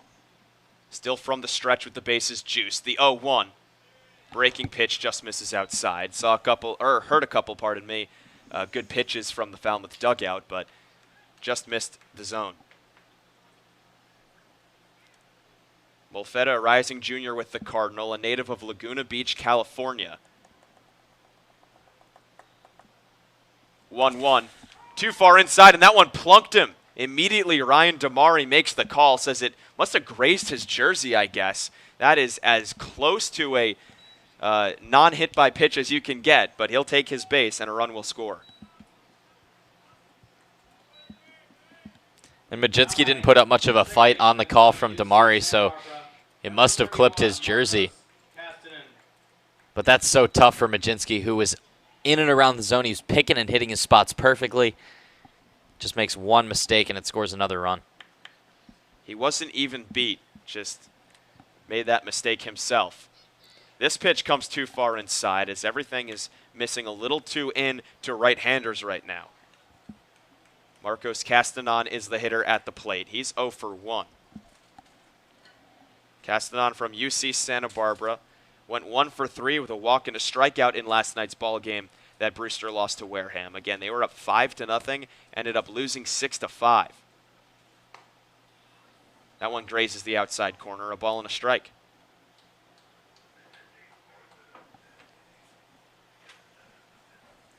Brewster currently a game under 500 as they try to change their season's fortune. They're still in the playoff picture in the East, but it is a very good East division, so you need to win just about every game you can get. Whitecaps currently losers of back-to-back games and 3 games back. Falmouth, meanwhile, have been trading off wins and losses over the last few. The 1-1 from Majinski. Breaking ball swung on and missed. That thing was on a string. And he was thinking fastball. Castanon way ahead of it. As that bat was back around his neck by the time the ball was crossing the plate. 2 strikes against the 9-hitter Castanon, who we know has some power because he's done it here at Gov Fuller Field. Has a 3-run home run on the season against Falmouth, his lone dinger. Majinski working from the stretch now, this time around with the bases loaded. Here's the 1-2. Yes, he did, says Ryan Damari. The play will be made at home plate as Matheu Nelson just taps the plate on the drop third strike. It is a swinging strikeout to cap off the 4th inning, and Majinski gets away from the jam. Only 1 run scored. So he does allow 2 hits, both of them really cheap, one a bunt and one a blooper, and then allows a run to score on a hit by pitch. Otherwise, I mean, he really should have gotten out of that pretty easily. Yeah, you know he and the Commodores really wanted those 3 straight outs with the bases loaded, and he almost got them. I mean, he works a strikeout and then a great play by Steven Moretto. I go back to that to prevent the run from scoring on the Jesse Franklin ground ball. But then one pitch just misses a little too far inside, barely hits the jersey of Malfetta, and it gives the Whitecaps a 1-run lead yet again. So, David, last time we were up in this booth, we were raving about Baron Radciff, who was due up 3rd in this half inning for the Doors, who are now trailing 2-1. And Baron has been really showing off the power lately. He's been showing off the offensive ability with a lot of extra base hits and RBIs. And that has caught the attention of some people in the Cape League.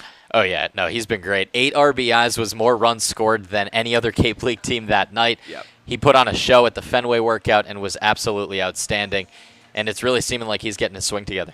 And for that reason, he got some very good news today. Was not named an All-Star, but will be in Orleans on All-Star Weekend, as our own Katie Florio is standing by to talk about how Baron will be here, will be in Orleans on Sunday and performing. Thanks, guys. And it was just announced that Baron Radciff is 1 out of 6 guys in the entire Cape to be selected for the Home Run Derby. I was talking to him before the game, and he said it's such an honor. He knows he's a power hitter, but he really appreciates the fact that the Cape League recognized that as well. I also asked him if he feels like he has a chance to win it all, and he said he absolutely does. It's just a matter of if his power shows up or not. All right, thank you, Katie. As Baron Radciff, I mentioned he will be performing on that Sunday in Orleans. It is because he will be in the Home Run Derby, as Katie was saying, and he's proud that they're finally starting to notice his power. I mean, they noticed it at Fenway, right, but now they're starting to notice it in-game on the Cape as the first pitch is taken for a strike by Trei Cruz. And we'll see him in this half inning. Again, those 2 home runs against Chatham and a double. Had a double last night that was washed away with the rainstorm. Trei so far with a double and an RBI himself in this ball game as he watches that one miss outside. So 4, 5, and 6 for the Doors in this half inning, as it's a real opportunity to try to bounce back and trailing 2-1, still in the first half of the ball game. Another pitch misses outside. Trei has been red hot, named to the All-Star team himself, an All-Star starter. Probably will be starting at shortstop. He came into tonight batting .320. Here's the 2-1. Downstairs for another ball. Whitecaps and Commodores have been trading frames right now.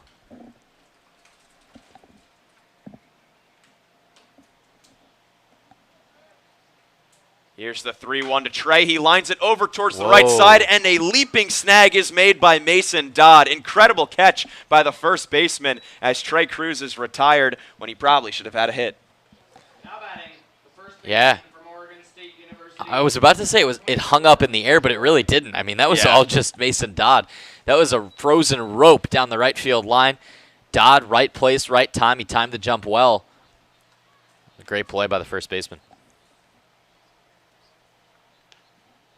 So now Troy Claunch will try to get on base as he's 0 for 1. First pitch he watches go way outside. Troy has run into a little bit of a rough patch himself. One of those few guys in the Falmouth starting lineup and the entire roster pretty much that is kind of in a rough patch right now. Tim Tawa getting the night off. He has been red hot. Here's a bouncer over towards third. Gives Hardman a little bit of trouble, but he stays with it and gets the out at first base. 5-3 putout. Reason I mentioned guys like Tim Tawa getting the night off, but been hot. I mean, he was struggling a couple weeks back, and now he's been hot. Troy Claunch, though, has been a little bit streaky as he's still trying to find his way here in July. He's just a little bit up and down. I think you described it well earlier where you said his hits come in bunches. He was 3 for 9 in back-to-back games against Katuitt, then had a hitless game. It seems like every other night, or every other start, I should say, he has a hit. Here is the future home run derby participant, Baron Radciff, who takes a first pitch ball. Baron struck out swinging back in the second inning. He led off that inning. Here's the 1-0 to the Georgia Tech Yellow Jacket. It's taken for a strike. So Baron only with 2 home runs on the summer, and both of them came in a game just 2 days ago. But he's still in the home run derby because, of course, he has to be. I mean, the guy is a behemoth, and he's got that power. That strike just barely catches the knees, and it's 1-2. It'll be a fun day out in Orleans. Home run derby at White House Field last year along with the All-Star game out in Harwich. No Commodore competed in the home run derby last year. They will have one this year, but that man does strike out for his second time in as many at-bats here in the fourth as the Commodores go down 1-2-3. We'll head to the top of the 5th inning. It's Brewster ahead on the Falmouth Commodores Baseball Network. Learning at Curry College extends beyond the classroom and is embedded in all they do. Baseball Factory, which has proudly supported the Cape League for 20-plus seasons, conducts baseball trainings, tournaments, and showcases at over 1,000 events nationwide, providing players with world-class instruction and help with college recruiting. The Baseball Factory program leads to future success both on and off the field for players in both middle school and high school. It's never too early to start. Learn more at baseballfactory.com.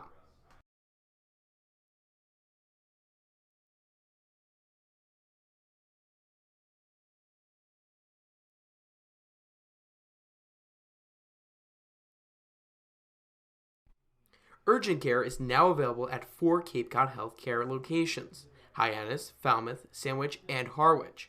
Open after hours and weekends. Staffed by ER physicians. Expert care when you need it. Learn more at capecodhealth.org/urgentcare. Cape Cod Coca-Cola thanks you for supporting the Cape Cod Baseball League and for refreshing yourself with ice-cold Coca-Cola products.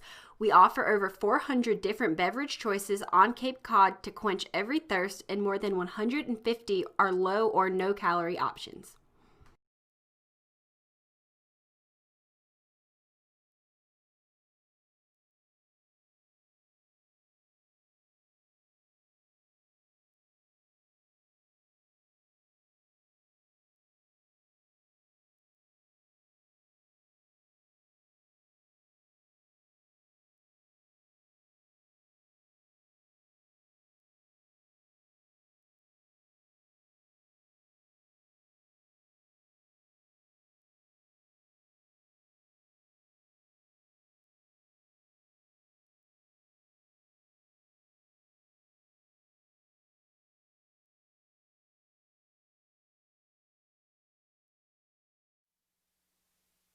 We begin the 5th inning here at Gov Fuller Field with the Brewster Whitecaps leading 2-1. Daniel LaRose joined alongside David Korzanowski as we're just getting near the second half of the game underway. And so far it's been a pitcher's duel, which, David, completely contrary to your prediction. Way to put me on blast. Thanks a lot, Danny. Still some time in this one, but yeah, I was looking at Shamblin, a guy with 3.46 ERA, but He hasn't gone more than 4 innings. Maybe he's coming out soon as Majinski fires a first pitch ball.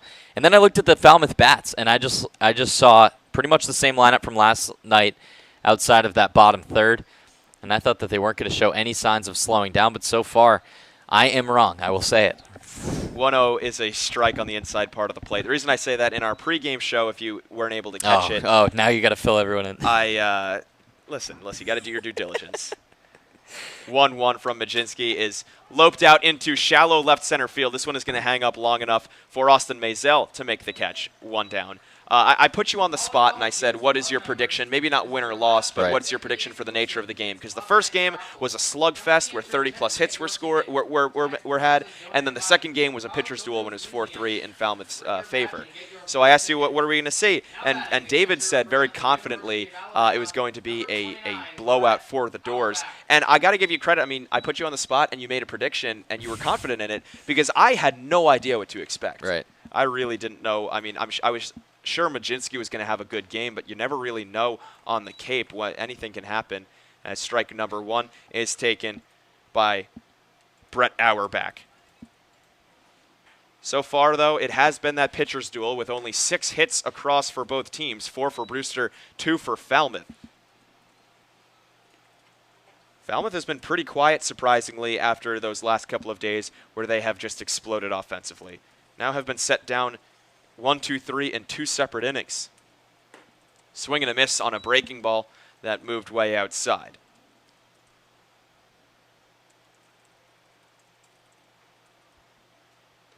Brett Auerbach, a single and a strikeout to his ledger on this game so far. Trying to get that batting average up over 300. The 1-2. Shot out into left field. Masel is there, and he will make the catch. Good contact made by Auerbach, but Austin Masel lined up perfectly. The shortstop from Arizona State University, number 25. Looking at Majinski's pitch count in this game, he's hitting about that threshold. He's close to 70 pitches now. In fact, that was pitch number 70. 46 for strikes, 22 for balls, and he hasn't got much longer than that. See if they try to push him, because as of right now, he has been pretty darn good. First pitch misses low. Does have 2 runs allowed, but I mean, again, when you look at those runs scored, nothing really has been powerfully hit. And the second run, the go-ahead run, was thanks to a hit by pitch. He's walked 1 and hit 1. Here's the 0-1, and it's fouled away. Trying to work another 1-2-3 inning. He did it in the second and the third.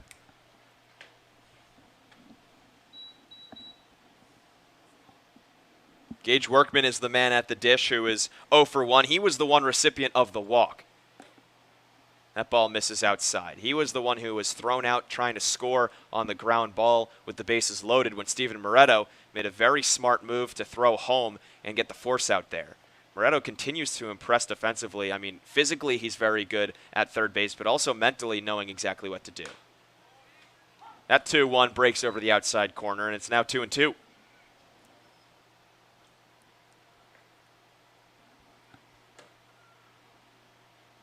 Workman, the rising junior over at Arizona State. One of many Sun Devils on the Cape as he grounds this over towards second. Hayden Cantrelle is there. Workman with a lot of speed, but he's thrown out in time. A 4-3 putout to retire the side. 1-2-3 go the Whitecaps in the 5th inning as we head to the home half of the 5th. 2-1 in favor of Brewster. Cape Cod Healthcare is the leading provider of healthcare services for residents and visitors of Cape Cod, with 2 acute hospitals and more than 450 physicians. For more information, please visit capecodhealth.org. Cape Cod Healthcare, expert physicians, quality hospitals, superior care. Learning at Curry College extends beyond the classroom and is embedded in all they do. Curry prepares students to engage in successful careers and active citizenship with a global perspective. Explore undergraduate majors, minors, and concentrations, including new majors in accounting, biochemistry, and software development. Online at www.curry.edu.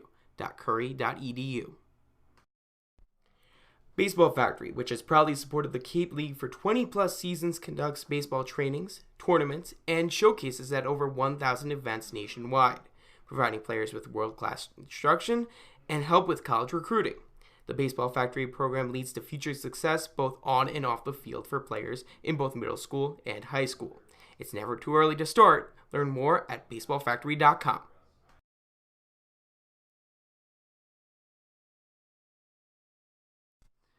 Cape Cod Healthcare is the leading provider of healthcare services for residents and visitors of Cape Cod, with 2 acute hospitals and more than 450 physicians. For more information, please visit capecodhealth.org. Doors trail by 1 as we begin the bottom of the 5th inning, and Matheu Nelson is going to try to have something to say about that. So far, he's 0 for 1 with a pop-out. Now 1 for 15 on the summer. He'll be followed by Moretto and Masel. It's 7, 8, and 9 for the Doors. This bottom of the lineup, as my partner was saying, all of them really itching for some hits, have run into some rough patches as there's a strike called over the heart of the plate to Nelson. And Masel is the only one of those 3 with a hit his first time up. Singled to start off the bottom of the 3rd inning. Connor Shamblin still on the hill, and he's still dealing, but he misses outside with that pitch. So far for Shamblin, the big thing that I pointed out before the game was the walks, and he has limited those. He has hit 2 batters, so that doesn't look too good. But, I mean, he had more walks than innings pitched coming into this one, 18 to 12. So far, no walks allowed as he gets a half swing from Matheu Nelson on a beautiful breaking ball in the inside corner. Catcher. It's all about control. If you're limiting the number of free passes you issue as a pitcher, you're already giving yourself a leg up. Here's the 1-2. Misses low. Count evens up. And we've seen a lot of counts like that. 0-2 and 1-2. Not a lot of 3-ball counts. Right. That's why before a game, the most important stat I'm looking at for a pitcher is strikeout to walk ratio, and then during a game, strikes to balls. Here's the 2-2. Misses up and in, so this time we'll get a 3-ball count as Matheu Nelson has been able to finesse himself into a full count. Moretto awaits on deck. He struck out swinging his first time up to end the 2nd. Here's the payoff pitch. Breaking ball on the inside corner, strike 3 called. Nelson was ready to flip the bat over towards the dugout as he gives a glance back to Ryan Damari, the home plate umpire, but he'll go back towards the dugout, a strikeout victim. 4th K of the evening for Shamblin. Tied for his 2nd most in a single game this summer. Last time out against YD, he had 5 Ks in his first outing of the summer on June 12th against Orleans. He also had 4. Steven Moretto swings the first pitch fastball, and he grounds it back up the middle for a base hit. So Moretto now 1 for 2 as he gets off a schneid a little bit, and he's on base. From Holy Cross, number 8, Austin Masel. Similar kind of hit that Masel had his first time up. Up the middle. That one a little bit more straight into center field, as Masel's was closer over towards Gage Workman at short. But Moretto needed that one. As at the plate, he was 1 for his last 13. Check swing, and a ball is called against Austin Masel. He gets ahead 1-0. Yeah, 1 for his last 13, and his last hit came against these Brewster Whitecaps. He went 1 for 3 with an RBI last time out at Stony Brook Field. Now he's 1 for 2 against this very Brewster team. Here's the 1-0 to Austin, lined over towards short. That one is caught on a line by Workman. He looks back towards first, but Moretto is back on the bag. A great play made by the shortstop. And part of that was because Workman was shaded at double play depth. Part of it was because he knew where Masel hit it the last time he was up. Good point. He was closer towards second base, so he moved over to his left, gave himself a leg up, and allowed him to make the catch just barely off the dirt. A nice play by Workman. So Austin, despite falling 1 for 2, has been really keyed in to these pitches so far. Cantrelle lays down a bunt up the third base line. This one is going to stay fair, fielded by Auerbach. Throw on to first. What a play! Brett Auerbach showing off the wheels from behind home plate as he's able to get to that ball and throw out the ridiculously fast Hayden Cantrelle. Unreal play from Auerbach, maybe the nicest we've seen from a catcher all summer. Yeah, Cantrelle with a long talk to Ryan Eiley right now because I think he's asking, how the heck did he make that play? Auerbach barehanded it, and he comes wheeling around, and in those types of situations you think he might sail the ball. Rope, and a nice stretch by Dodd as well. So what a play to get Brewster out of the inning as they allow no runs on 1 hit, no errors, and strand a runner left on base. We go to the top of the 6th inning. It's still 2-1 in favor of the visiting team.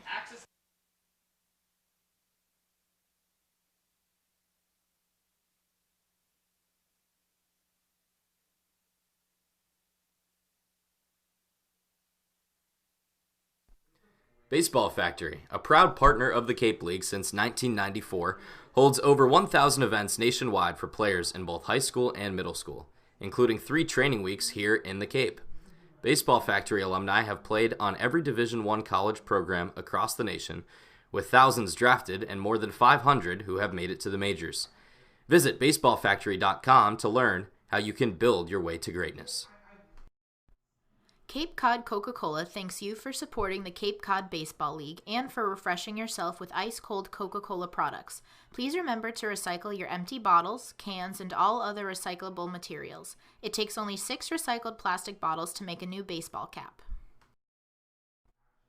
The Falmouth Commodores would like to thank Franklin Sports for their sponsorship of the Cape Cod Baseball League. Franklin is yet again proud to be the official batting glove of the Cape Cod Baseball League. Throughout the summer, all 10 Cape League teams are wearing their own custom team batting gloves, courtesy of Franklin Sports. To order your favorite team's design or to create your own, visit franklinsports.com/custom. Enter code CCBL20 for... Top of the 6th we go here at Gov Fuller Field, and there will be a new pitcher on the bump for the Commodores. Carmen Baczynski's day is done. Now it'll be up to Sam Weatherly to keep this thing at a 1-run score. 7.04 ERA this summer in 7 2/3 innings of work, 6 walks and 10 Ks, and like a handful of relievers for Falmouth, just on and off. He allowed 4 earned runs in a June 26th date against the Hyannis Harbor Hawks, got the loss, and then he was locked down for his next 3 innings of work in 2 appearances. Then against Cotuit, his last time out on July 10th, inning and a third, 2 earned runs, 2 hits, a walk, and a strikeout. Interesting stat, whenever Weatherly allows a run, even if it's unearned, the Commodores have lost. When he has not allowed a run, they have won. Interesting. Well, Weatherly, much like his teammate from Clemson, Justin Robleski, both of them just ridiculously on or off. They are either firing on all cylinders or are completely off, as here's a ground ball to Cantrelle, out number 1 on pitch number 1 of the 6th inning against Mason Dodd. That's a good start. And that will get the bad taste out of your mouth from the game against Cotuit. And I think those 2 runs that he let up against the Cavaliers were the difference in the game, because that was at the point when it was a 2-1 ball game. The starting pitchers for both teams, in Sean Sullivan for Cotuit and Nick Nastrini for Falmouth, were outstanding. But then those 2 runs felt like much more in a low-scoring game. Give Cotuit the win. Well, coaches Trundy and Landry are putting their confidence back in Weatherly in another 2-1 ball game where both starting pitchers were shoving. 2-1 here in the 6th with 1 out and a 1-0 count to Tyler Gentry. Here's the pitch from the lefty from Clemson. Grounded over the third base bag. That one is called foul. Oh, boy. Rich Gaetani made the call immediately, but he might have just robbed Gentry from a double. Yeah. Third base coach for the Brewster Whitecaps can't believe it. He puts his hands on his helmet after that one. Steven Moretto, on the other hand, gets up, shakes it off, and gets back into position. I mean, obviously he's got the best angle on the ball right behind the third base bag, but it really looked like it tucked itself inside the bag. Yeah, that was fair. I'm looking at the replay. That was definitely fair. Oh well, Sam Weatherly will take it. Fires the ball outside at about 90 miles an hour. Gentry is 1 for 2, had a single back in the 4th, ended up being stranded on third base. Here's the pitch. Popped up. That one's going to get into right field. Deloach calls for it, and he will make the catch for out number 2. 6 Whitecaps retired in a row by Falmouth pitching. Number 42, Tyler Hardman. As Baczynski's line is now final. We didn't touch on that, but he works another 5 innings, 4 hits, 2 earned runs, 1 walk, and 7 strikeouts. For the 3rd time this summer in a start, Baczynski gets 7 strikeouts. He's insanely consistent with his outings. 5 innings just about every single time, just about 7 strikeouts every single time. First pitch from Weatherly into Tyler Hardman is a breaking ball that does not break. 1 ball and no strikes to the Oklahoma Sooner. Hardman 0 for 2, a flyout and a strikeout. That strikeout coming in a huge situation. Baczynski was facing the bases loaded and nobody out. And he got a strikeout for the first out of the inning. Could have been a lot worse if Hardman was able to reach base back in that 4th. Definitely. but it's kept it a 2-1 game. Weatherly right now cannot find the strike zone as he just looks like he's overthrowing.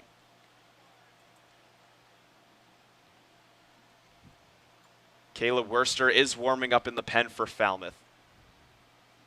So we might only see Weatherly for 1 inning. Here's the 3-0. Right down the chute for strike 1. I'm trying to get a grip on the rotation that Mike Landry uses for the relievers. Against Katuitt, he also used Shane Drohan from Florida State. So you might see him in tonight's game as well. Yeah, I haven't seen too much of Drohan because, I mean, he hasn't been here too long. I was saying to you before that it's weird that we don't see Logan Hoffman more often. Right. Seems like we see him very sparingly, but he does have a lot of innings thrown on the year. Here's a fly ball into center field. Blake Dunn is there. He camps under it, and he makes the catch for out number 3. Back-to-back 1-2-3 innings worked by Commodores pitching, first by Majinski in the 5th, now by Weatherly in the 6th, as the Whitecaps go down in order. We will head to the bottom of the 6th inning, still 2-1. The Falmouth Commodores would like to thank Franklin Sports for their sponsorship of the Cape Cod Baseball League. Franklin is yet again proud to be the official batting glove of the Cape Cod Baseball League. Throughout the summer, all 10 Cape League teams are wearing their own custom team batting gloves, courtesy of Franklin Sports. To order your favorite team's design or to create your own, visit franklinsports.com/custom. Enter code CCBL20 for 20% off your purchase. From Cape Cod to the major leagues, only the best hitters in baseball wear Franklin gloves. Welcome back to the Gov. Coming back a little bit early because, David, we want to highlight some of those Commodores who are now playing professional baseball, either in the big leagues or in the minor league systems. There's a lot of Commodore alumni all over America right now playing baseball, and there's a couple guys who have been pretty excellent lately. Yeah, no question. You usually see guys from the time that they're here on the Cape to the time that they're really shining in the pros. For some of the best players is about 4 to 5 years. So you're looking at some guys from the 2013, 2014 teams that are really shining right now. John Means, all-star for the Baltimore Orioles. He was a 2013 Falmouth Commodore from West Virginia. And he made a LinkedIn profile because he thought that his professional baseball career was going to be over. This was last year. Yeah, 2.50 ERA this year with the Baltimore Orioles, 7-4 record, 69 strikeouts, and a 1.08 WHIP. Alex Young, a .68 ERA, 2-0 record with the Diamondbacks. He was here in Falmouth in 2014, and he's only given up 3 hits all summer. Adley Rutschman, number 1 overall pick, 2017 Falmouth Commodore. He's set to make his minor league debut with the Gulf Coast League Orioles down in Florida any day now. Check out a profile by Max Trink on the Commodores blog as well for more on Rutschman. First pitch swinging is Blake Dunn, swing and a miss. I'm surprised Rutschman's taken this long to go play his first spring training game, or not spring training, minor league game. Yeah. Usually I've seen a lot of guys who have already gotten some chances. Kyle Stowers, actually a 2018 Commodore and an All-Star. He hit a walk-off home run just a couple days ago for the Aberdeen, I can't remember the name, but the single-A affiliate for Baltimore that plays in Aberdeen, Maryland. Pop up on the shallow right field grass will be caught over by the second baseman, Marcos Castanon, to retire Blake Dunn for out number 1. I know Maverick Hanley's also on that team, correct? Yes. So Maverick Hanley, teammate of Kyle Stowers here in Falmouth. And he went up against Noah Syndergaard in his first minor league debut. Yeah, they were who was making a rehab start. Playing against the Brooklyn Cyclones. Noah was injured, so he was making that rehab start. And Maverick, I think, went 0 for 3. Can't blame him for going 0 for 3 in his first professional game played when you're going up against Noah. Ball number 1 flies outside to Zach Deloach. And it is the Aberdeen Ironbirds. Ironbirds, Yep. okay. Yeah, I wouldn't have been able to get that off the top of my head. Here's the 1-0 to Deloach. Breaking ball upstairs. I made this comment yesterday, but speaking of Kyle Stowers, Zach Deloach is having a Kyle Stowers-esque summer, but just way better. And it's tough to get better than Stowers was last year, the way he came on. But Deloach batting over 400, and he's just been tearing the cover off the ball day in and day out. Pretty much all of July, even stretching back into late June. Right now, he's at a comfortable hitter's count, 2 balls to no strikes. Commodores trailing by 1. Deloach with some power. He's got 4 dingers. Doesn't try to go after that fastball that catches the outside part of the plate. He's on a 6-game hit streak right now. Hits in 13 of his last 14 games. As a stray bullpen pitch from Worcester leaks past the catcher Taylor Smith and into the field of play, so time is called. He just threw another one into the Falmouth bullpen. He is flying off the handle out there on the bullpen mound. 3-1 the count to Deloach. Here's the pitch from Shamblin. Watches another one in the same exact spot settle in for a strike. Shamblin took a little bit off of that and is able to get Deloach again looking at it. Deloach hasn't been hitless since July 5th. That was game number 2 of a doubleheader against Chatham. Here's the payoff pitch. Taps it off of his front leg, so it's a foul ball. Zach was hit by a pitch in the first, came around to score the lone Commodore run. Then in the third, had a golden opportunity to put the Doors on top in a 1-1 game. Had runners on the corners and 1 out. Grounded into an inning-ending double play, which is the least Zach Deloach thing we were expecting. Right now with an opportunity to reach base in more ways than one with 3 balls against him. Shamblin from the windup, rocks and fires. The pitch, breaking ball outside, ball 4. So Deloach still hitless on the ball game, but he has reached base twice.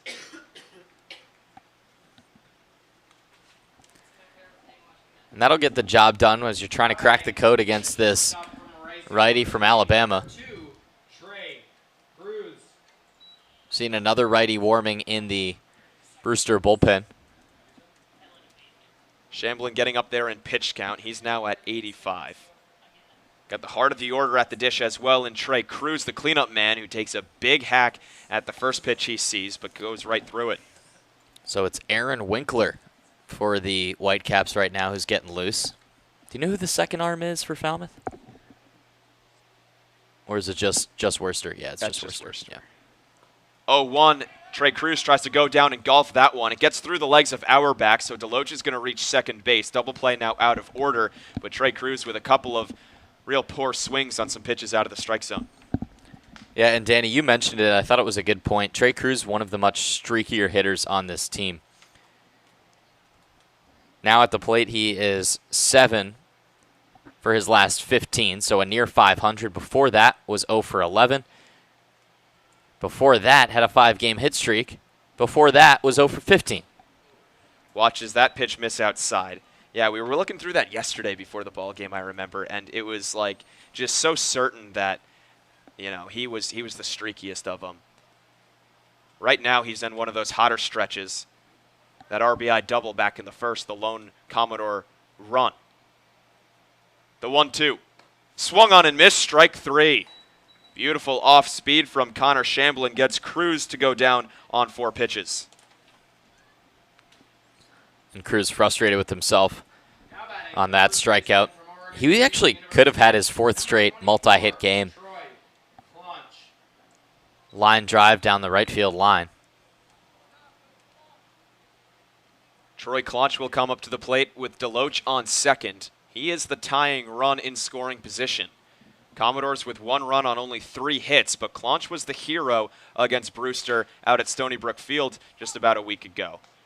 He watches a strike. We mentioned a couple times, but Troy had that 3-run home run that tied the ball game at the time. And Falmouth ended up winning. So far, he's 0 for 2 with a couple of groundouts. Deloach with a huge lead off of second draws the attention of the second baseman Castanon as a ball is thrown over too far inside to Claunch. 5 and 6 in this Commodore lineup has been held 0 for 4 with 3 strikeouts. Pardon me, 2 strikeouts. 5, 6, and 7 actually you can look at. They're 0 for 6. That pitch catches the outside corner. A ball and 2 strikes now to the Oregon State Beaver in Claunch. Yeah, Doors could really use some production out of those 3 guys. Claunch, then Radciff, then Nelson. Big time. 3 strikeouts between them, and Claunch is staring at his first strikeout of the ball game if he can't make contact here on 1-2. Shamblin comes set. Fires home the pitch. Grounded right back up the middle, but there is Connor Shamblin with another athletic play. More defensive in nature, but it gets the job done. Another 1-3 put out against Troy Claunch. He falls to 0 for 3, and the Commodores score no runs on no hits, no errors, and they strand a runner in scoring position as we head to the top of the 7th, 2-1. Learning at Curry College extends beyond the classroom and is embedded in all they do. Curry prepares students to engage in successful careers and active citizenship with a global perspective. Explore undergraduate majors, minors, and concentrations, including new majors in accounting, biochemistry, and software development. Online at www.curry.edu. Cape Cod Coca-Cola thanks you for supporting the Cape Cod Baseball League and for refreshing yourself with ice-cold Coca-Cola products. Please remember to recycle your empty bottles, cans, and all other recyclable materials. It takes only 6 recycled plastic bottles to make a new baseball cap. The Falmouth Commodores would like to thank Franklin Sports for their sponsorship of the Cape Cod Baseball League. Franklin is yet again proud to be the official batting glove of the Cape Cod Baseball League. Throughout the summer, all 10 Cape League teams are wearing their own custom team batting gloves, courtesy of Franklin Sports. To order your favorite team's design or to create your own, visit franklinsports.com/custom. Enter code CCBL20 for 20% off your purchase. From Cape Cod to the major leagues, only the best hitters in baseball wear Franklin gloves.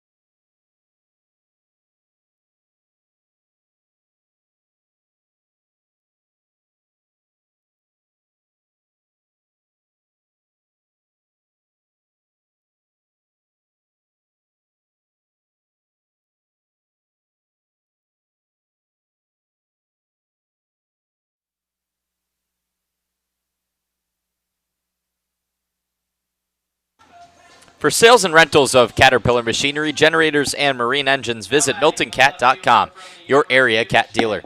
Milton Cat, the Cape and Islands Caterpillar dealer, is proud to be a sponsor of today's game. Top of the 7th about to get underway with the Brewster Whitecaps leading the Falmouth Commodores 2-1. Daniel LaRose, David Korzenowski here on the call, and new guy on the mound, Caleb Worster.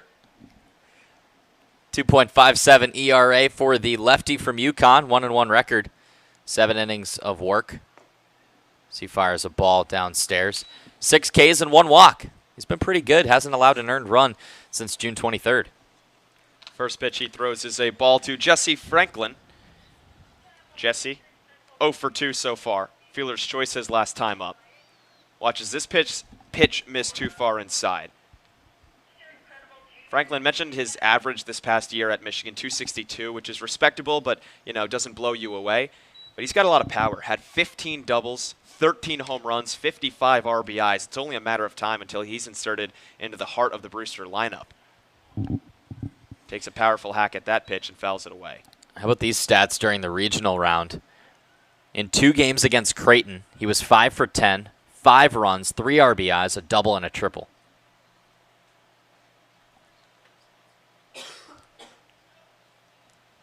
That'll get the job done. Not bad. Caleb Worster now steps off the mound. Worster's UConn Huskies made it to a regional, but they couldn't get out of it. Yeah, 2 seed in the Oklahoma State regional. The 2-1. Swing and a miss, 2-2. That's something that I, have to keep reminding myself because I keep seeing UConn guys and keep wondering myself, like, UConn's not really a blue blood, baseball school. Why are there so many UConn guys on the Cape? Sure. Got to remember that they were a 2 seed, and that's usually, for those Power 5 really solid teams that put together great years but didn't win their conferences type feel. So UConn putting together a fantastic baseball program, and Worcester's a part of it. Here's the 2-2. Check swing from Franklin, appeal down to third. No dice, says Gaetani. Count is now full. Because I think that one of the most common excuses you hear from subpar baseball programs north of the Mason-Dixon line is weather. Yeah. Right? But it's not impossible to win in the north, right? Like, you look at teams like Indiana And I think UConn is the primary example of a team that can be in the top 25 and competing on the national stage despite being in Connecticut. Payoff pitch, up and in. Jesse Franklin might have something to say about that with his Michigan Wolverines going 3 games against Vanderbilt. But he takes a walk anyway. Another walk led up by Falmouth pitching. No, I do wholeheartedly agree. And Michigan was pushing that a lot. They were bragging about how when they start their practices in January and February, they're doing it on snow-riddled turf. Right. But they said that it gave them more grit, gave them more heart, and they claim it paid off all the way into June. Christian Molfetta, who plays his baseball out in Palo Alto, so doesn't have to deal with that same type of weather. Probably gets cold there. Northern California. First pitch is a fastball over the outside part of the plate for a strike. A teammate of Tim Tawa's, who's getting the day off today.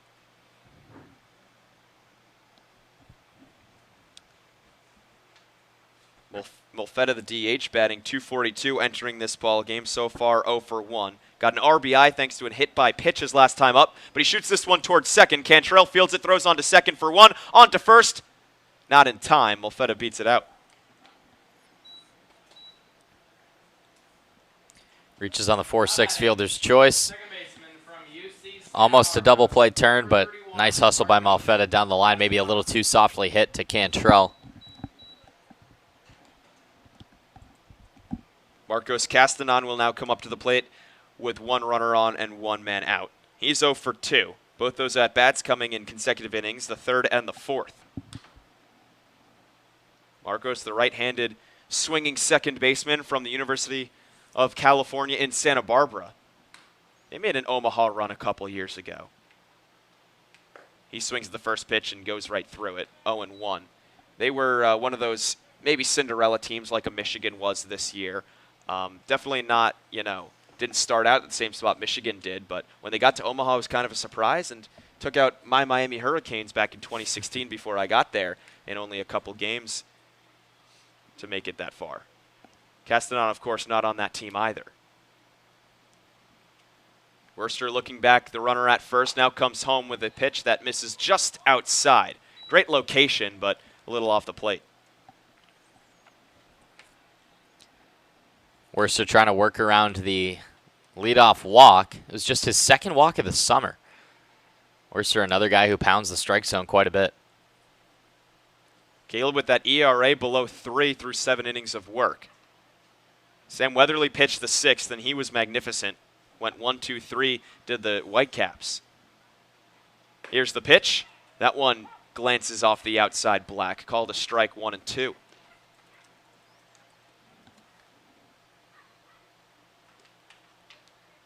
Hits have come in bunches for the Whitecaps. They've been set down 1-2-3 in 3 separate innings, but first inning had a pair of singles. The 4th inning, they loaded the bases and were able to squeak out a run.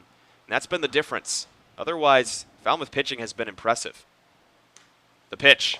Swung on and missed, strike 3. Castanon was lunging for it, and he had no shot on that breaker over the outside part of the plate. He's had a tough night, and he's really had a tough go of it as of late. Castanon, who had a hitting streak, broke against the Commodores. He was riding a 4-game hit streak into the matchup on July 6th.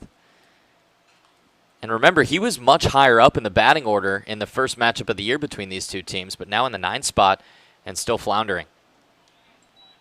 Strike number 1 taken at the knees to Duke Ellis. No balls and a strike to the Texas Longhorn.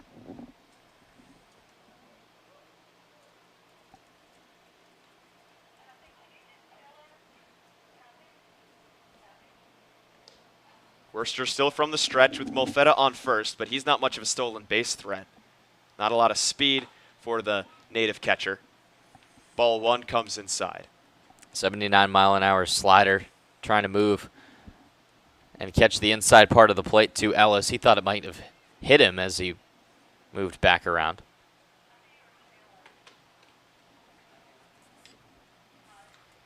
Worcester's 1-1. Just gets a piece of it, and he bounds it foul. 1 ball and 2 strikes now to Ellis, who is 0 for 3 so far on the ball game, and he has gotten out in just about every way you can. A strikeout, followed by a ground out, followed by a fly out.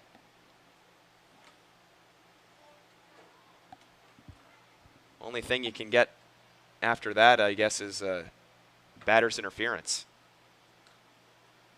The 1-2. Swung on and missed, strike 3. Another breaking ball down in the zone, and back-to-back swinging strikeouts are worked by Taylor Worcester to get out of the 7th. He walks the leadoff man, but then goes 1, 2, 3 through the next 3 as we head to the bottom of the 7th inning. It's stretch time here at the Gov. Falmouth looking for 1. Cape Cod Coca-Cola thanks you for supporting the Cape Cod Baseball League and for refreshing yourself with ice-cold Coca-Cola products. Please remember to recycle your empty bottles, cans, and all other recyclable materials. It takes only 6 recycled plastic bottles to make a new baseball cap. Curry College offers 14 NCAA Division III athletic teams in sports such as football, baseball, softball, basketball, hockey, soccer, lacrosse, tennis, cross country, and volleyball. Read about the success of the Curry Colonials and their championship teams. It's all online at www.curry.edu. The Falmouth Commodores would like to thank Franklin Sports for their sponsorship of the Cape Cod Baseball League. Franklin is yet again proud to be the official batting glove of the Cape Cod Baseball League. Throughout the summer, all 10 Cape League teams are wearing their own custom team batting gloves, courtesy of Franklin Sports. To order your favorite team's design or to create your own, visit franklinsports.com/custom. Enter code CCBL20 for 20% off your purchase. From Cape Cod to the major leagues, only the best hitters in baseball wear Franklin gloves.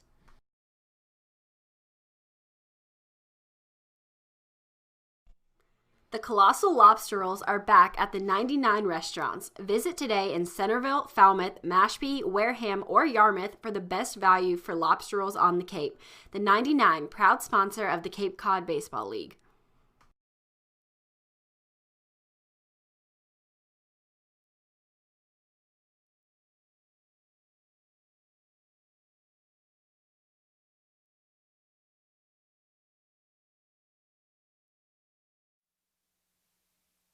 We hope you're all stretched out if you're watching at home, as we are here in Falmouth, bottom of the 7th, getting ready to get underway. Commodores trailing the Brewster Whitecaps 2-1. Brewster have eked out those 2 runs on only 4 hits, but the Doors are a tally behind in both of those departments. Only 1 run on 3 hits, so both offenses have been held pretty quiet all game long. And Falmouth is just looking for, one inning pretty much could win this game for either side. Need 1 big inning to pull away a little bit, and they'll be looking to Baron Radciff, Matheu Nelson, and Steven Moretto to get that started here in the 7th. New pitcher as well for the Brewster Whitecaps and Aaron Winkler. That's a good sign for Falmouth. Exactly. Shamblin was great. His best outing of the summer.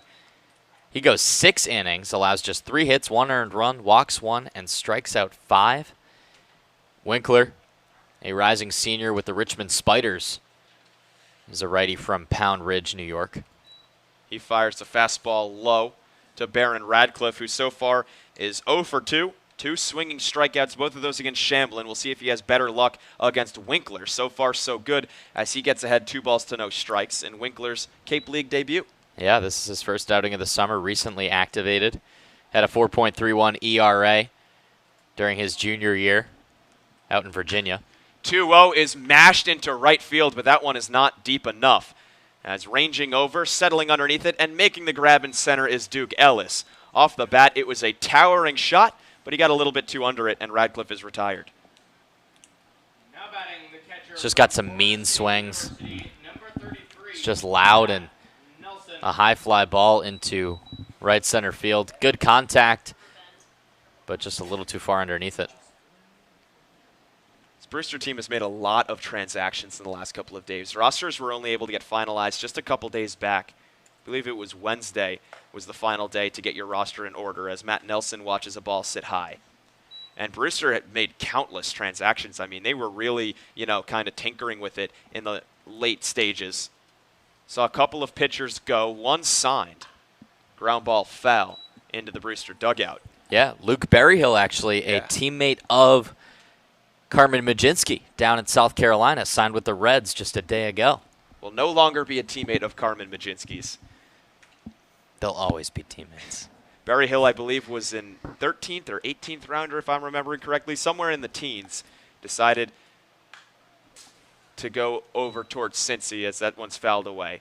And the way it works, I mean, the signing period ends in a couple of days, but he pitched for a couple weeks here with Brewster, impressed the team enough that they were willing to, after already having drafted him, to offer him more money is what I think is what happens. Those pitchers maybe don't agree initially to the initial signing price, and then they get a couple more zeros, and that will send them.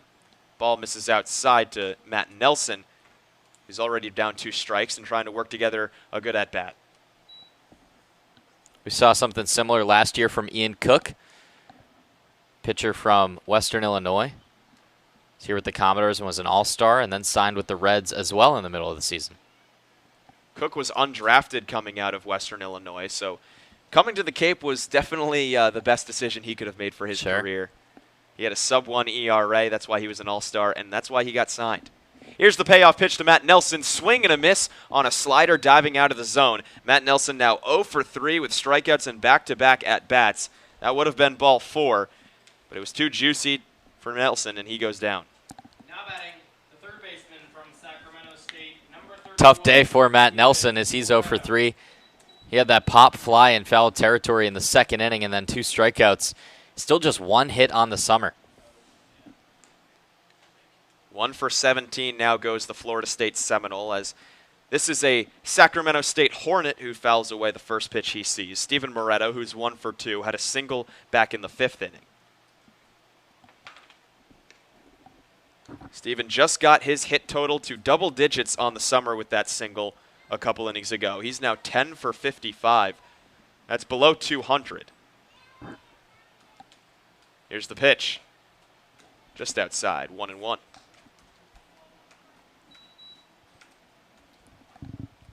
Two outs, nobody on here in the 7th. The Commodores have not gotten a runner into scoring position since the 3rd.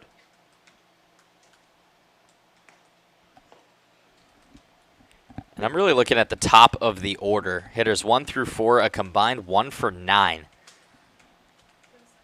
They did have a couple hit batsmen and a walk, but that is not like what we've seen the past couple nights. Yeah, no. By all means, I mean, when Hayden Cantrelle, you said it yesterday, when Hayden Cantrelle isn't getting on base, when he's not hitting, seems like nobody else is. Sure. And that has been the case tonight. Count now 3-1 to Moretto. Also, another point to be made, that top of the order might have their last chance in the 8th inning. So if they don't get going, you know, things might all be said and done. 7 more outs to go for the Doors. Here's the 3-1, and it is launched into left field. Franklin is back. He's at the wall, and this ball's out of here. Tie ball game thanks to Steven Moretto with his first home run of the summer.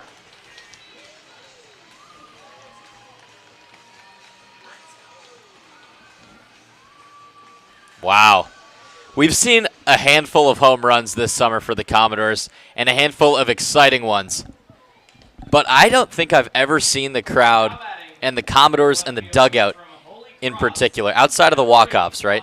Get so excited for a home run as they just did for Steven Moretto, and I think that speaks a large part to his personality and his character. He is so involved, he's so active and talkative, and he's such a great teammate, always has a smile on his face.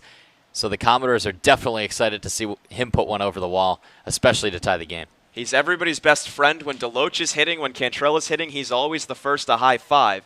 It's quickly 0-2 to Masel after a foul ball. And he had struggles of his own, but now 2 for 3. The game-tying RBI, and the game is all tied up at 2 apiece. Commodores and Whitecaps matched evenly in both runs and hits on the ball game, and that was a spark the Doors needed desperately. The 0-2, check swing. That one gets away from Auerbach, and Austin Masel is going to take first base on the drop third strike without a throw. A little bit of luck after the long ball, and the Commodores extend the 7th. So now they get a chance in the 7th inning, not the 8th, right? Yeah. After the bomb from Steven Moretto to tie the game and then a little bit of luck from Masel. Top of the order back up, and now with some momentum. And Danny, again, a fresh pitcher on the mound. This is the debut for Winkler, and he's starting to realize these Cape League hitters are no joke. Hayden Cantrelle is definitely the least joking of them because he has been one of the most dominant hitters all summer long. Swings and misses at the first pitch, fastball up in the zone. Hayden with hits in 8 of his last 10 games played. Hitless tonight, 0 for 2, was hit by a pitch in the third. The 0-1 outside.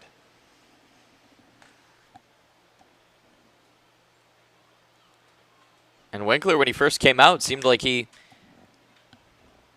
settled right in against Radciff and Nelson. It looked like he'd been here before, especially with the strikeout to Nelson, but then Moretto tags him for a long home run. Masel got on base thanks to a mistake behind the plate. The 1-1 is batted foul. That one pitch to Moretto, just left a fastball right over the middle of the plate. That you couldn't get more down the middle than that, and Steven made no mistake. Great to see Moretto with some power. Now with 1 home run on the summer, as I mentioned, only 6 RBIs for the third baseman. Had 9 home runs this past year with Sacramento State, so he's got a lot of power. The 1-2 to Cantrelle stays about neck high.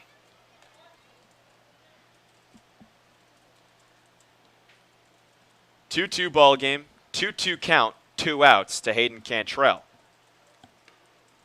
Second baseman batting from the left side. He's only faced righties in this ball game. The pitch swung on and missed, strike 3. Little bit of off speed, and Cantrelle now goes down via way of the K. But the Commodores strike back. They score 1 run on 1 hit. It was a long ball from Steven Moretto. No errors and 1 runner left on base. To the top of the 8th we go. Brand new ball game here at the Gov. Baseball Factory, a proud partner of the Cape League since 1994, holds over 1,000 events nationwide for players in both high school and middle school, including 3 training weeks here in the Cape. Baseball Factory alumni have played on every Division I college program across the nation, with thousands drafted and more than 500 who have made it to the majors. Visit baseballfactory.com to learn how you can build your way to greatness.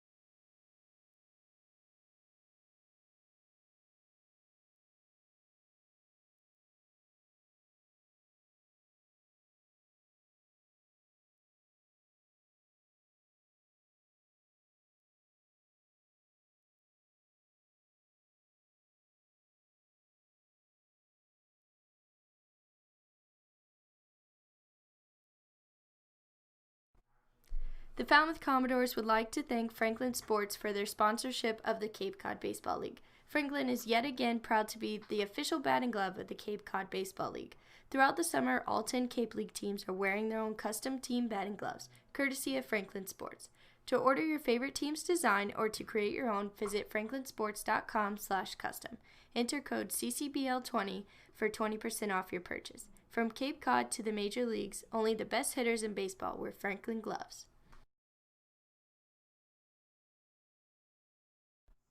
Cape Cod Coca-Cola thanks you for supporting the Cape Cod Baseball League and for refreshing yourself with ice-cold Coca-Cola products. Please remember to recycle your empty bottles, cans, and all other recyclable materials. It takes only 6 recycled plastic bottles to make a new baseball cap.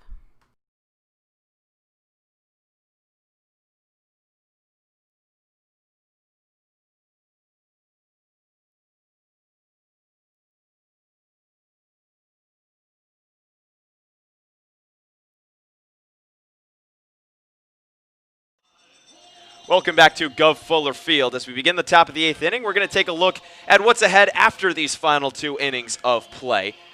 Road game in the next 2 days at YD tomorrow at 5 p.m., then at Hyannis on Monday. Then a home-and-home against Wareham. The Gatemen right now sitting atop the Western Division, so that's going to be huge. Those will be games 2 and 3 against Wareham on the summer. And then another game against Wareham after a matchup with Cotuit. Then Orleans at home. So 4 straight games, 3 of them against the Gatemen, but 4 straight against the top 2 teams in the Western Division. This coming week might, make the difference of the season.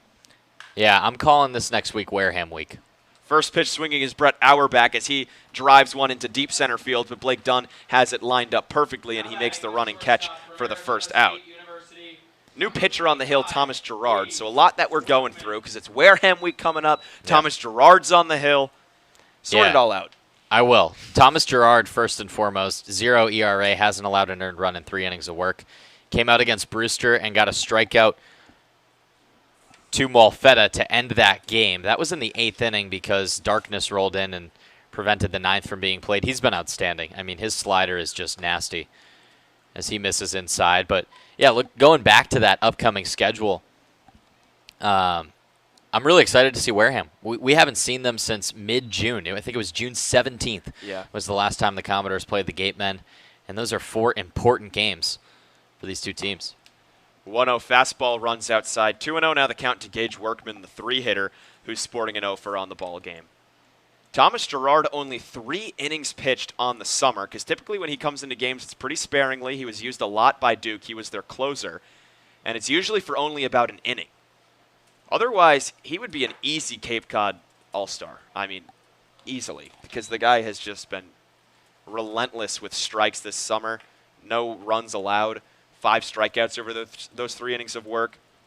Typically, they're always 1, 2, 3. Right now, he's behind Workman, 3 balls and no strikes. Gage has already worked a walk on the day. Here's the pitch. That one graces the outside part of the plate for a strike.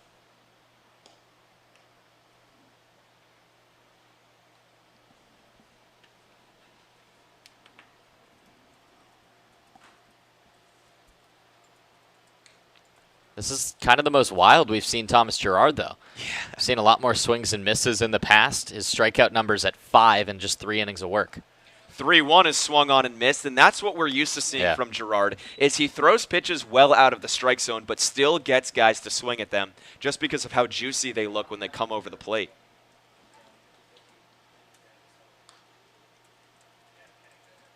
Full count now after falling behind Workman, 3 balls to no strikes. The Duke righty lifts and fires, and he gets strike number 3. It's dropped by Nelson. He comes far inside on the grass to throw over to first for the second out, as a strikeout goes against Workman's ledger for the second time. And how about Thomas Gerard? 3 straight balls, and then a couple of swinging strikes on pitches way down in the zone. And that's what he always gets swings on, is that low pitch that dies in the dirt. The batters come around because it looks like it's going to cross the plate out of the hand. Then they just come up absolutely looking foolish. I'd love to be in the batter's box and just see a few of those pitches, just what they look like from a batter's perspective. Maybe we can get that situated. We can take a video of it and see you try to get a hit off of Thomas Gerard. I think I could do it. Okay. Yeah, okay. 1 ball, no strikes to Mason Dodd, who's 2 for 3. He had an RBI single way back in the first. Grounds one over towards Cantrelle. This time Hayden will be there, unlike the first single that Dodd got when he just beat Hayden. And it's a 1-2-3 inning worked by Thomas Gerard, doing what he does best, putting down the opposing lineup in order, as we will keep it right here for the middle of the 8th inning. Falmouth and Brewster tied up at 2. And our own Katie Florio is standing by. The third member of our broadcast team is standing by with another little ditto on this team and what it means to be back home after such a long road trip. Yeah, they had such a long road trip last week. 4 straight road games. Bourne, Hyannis, Cotuit. Those are all relatively nearby. But then a long trip out to Chatham. And being back home in the press box yesterday felt good. It felt good for us, and I'm sure it felt good for the players as well, as Katie Florio is standing by to tell us how much it really meant. Katie. Thanks, guys. And Falmouth has not had a home game since last Sunday. You can't count last night because that was rained out in the 2nd inning. But earlier today, Jackson Coots told me that they love being back at home. They love being in a routine. They're able to get to the locker room early and just kind of relax and regroup. He also said it's certainly great to play in front of the home crowd. And there's a great one on this Saturday night, and they are fired up after Steven Moretto's game-tying home run. Thank you so much, Katie. We heard the whole dugout get really rowdy after Moretto's home run. We heard the crowd get rowdy. That's something we haven't remarked about, that the crowd is really good tonight. They got really loud after Steven hit that dinger. Yeah, and especially the teammates. I mean, I was watching the dugout and the bullpen just absolutely explode as they were really excited to see him, one of the most cheerful and enthusiastic guys on this team, get his first home run of the year.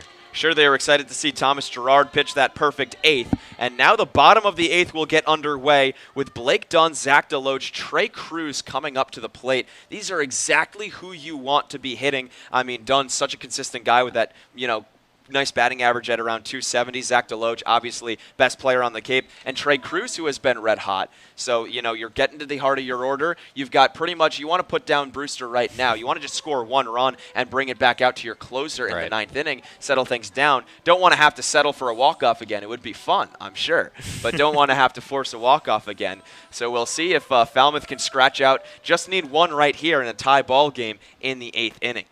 This game is really similar to what we saw against Harwich. Yeah.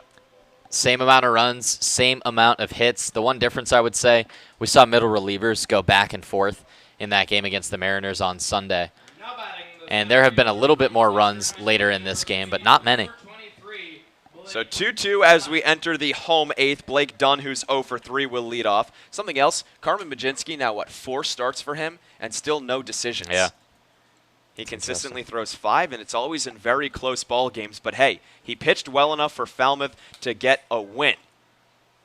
They just need to act now with the bats as the first pitch comes in for a ball from the new pitcher, Sean Fisher.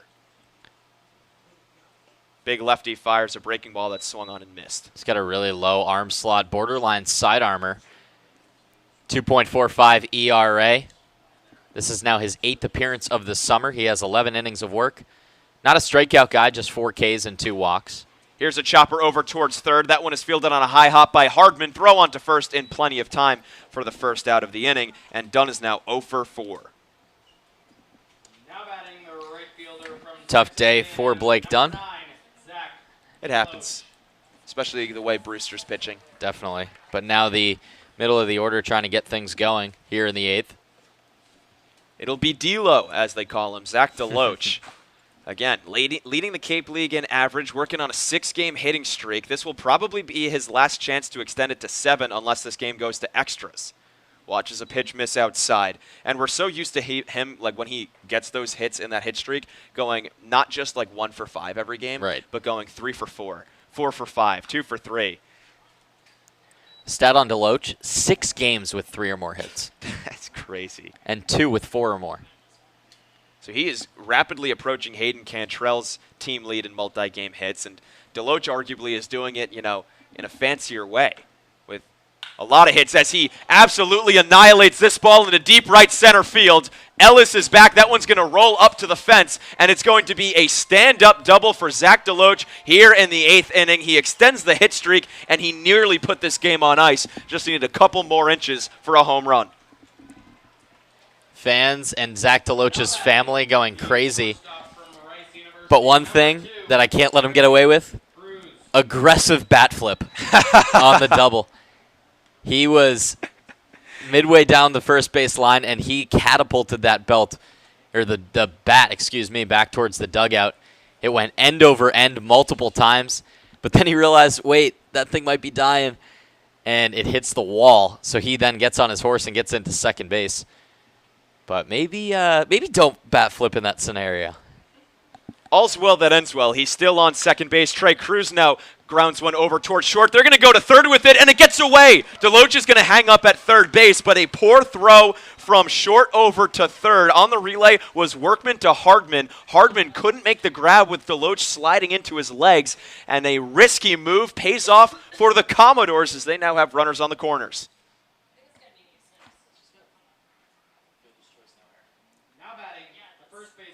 So Trei Cruz gets first base regardless of the way it is scored. He will take it because he had a ground ball right at short. Probably would have been an easy out. Probably would have been an easy out at third too, David, as long as the throw was made. Yeah, it was low and a little bit towards Zach Deloach, meaning 2 or 3 feet away from the third base bag. First pitch clips the outside corner to Troy Claunch. Golden opportunity for the Commodores with the go-ahead run, potential game-winning run, as we are in the bottom of the 8th inning, standing only 90 feet away.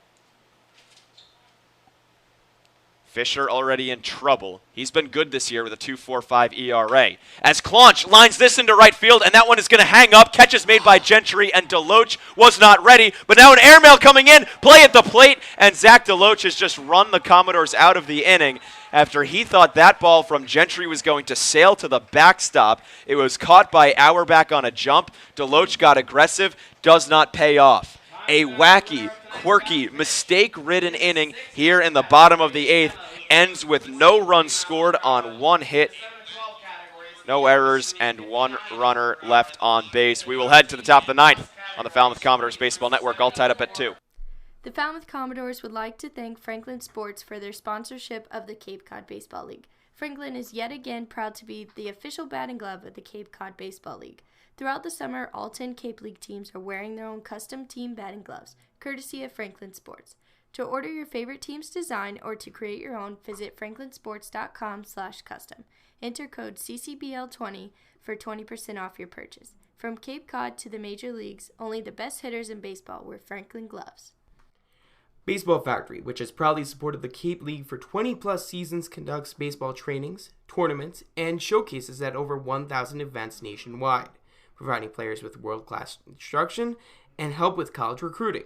The Baseball Factory program leads to future success both on and off the field for players in both middle school and high school.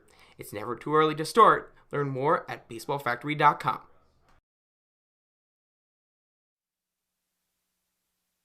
Welcome back to Go Fuller Field. On your screen right now are me and David hopped up in the car. Yep. We are hopped up on energy drinks. Do you like my ride?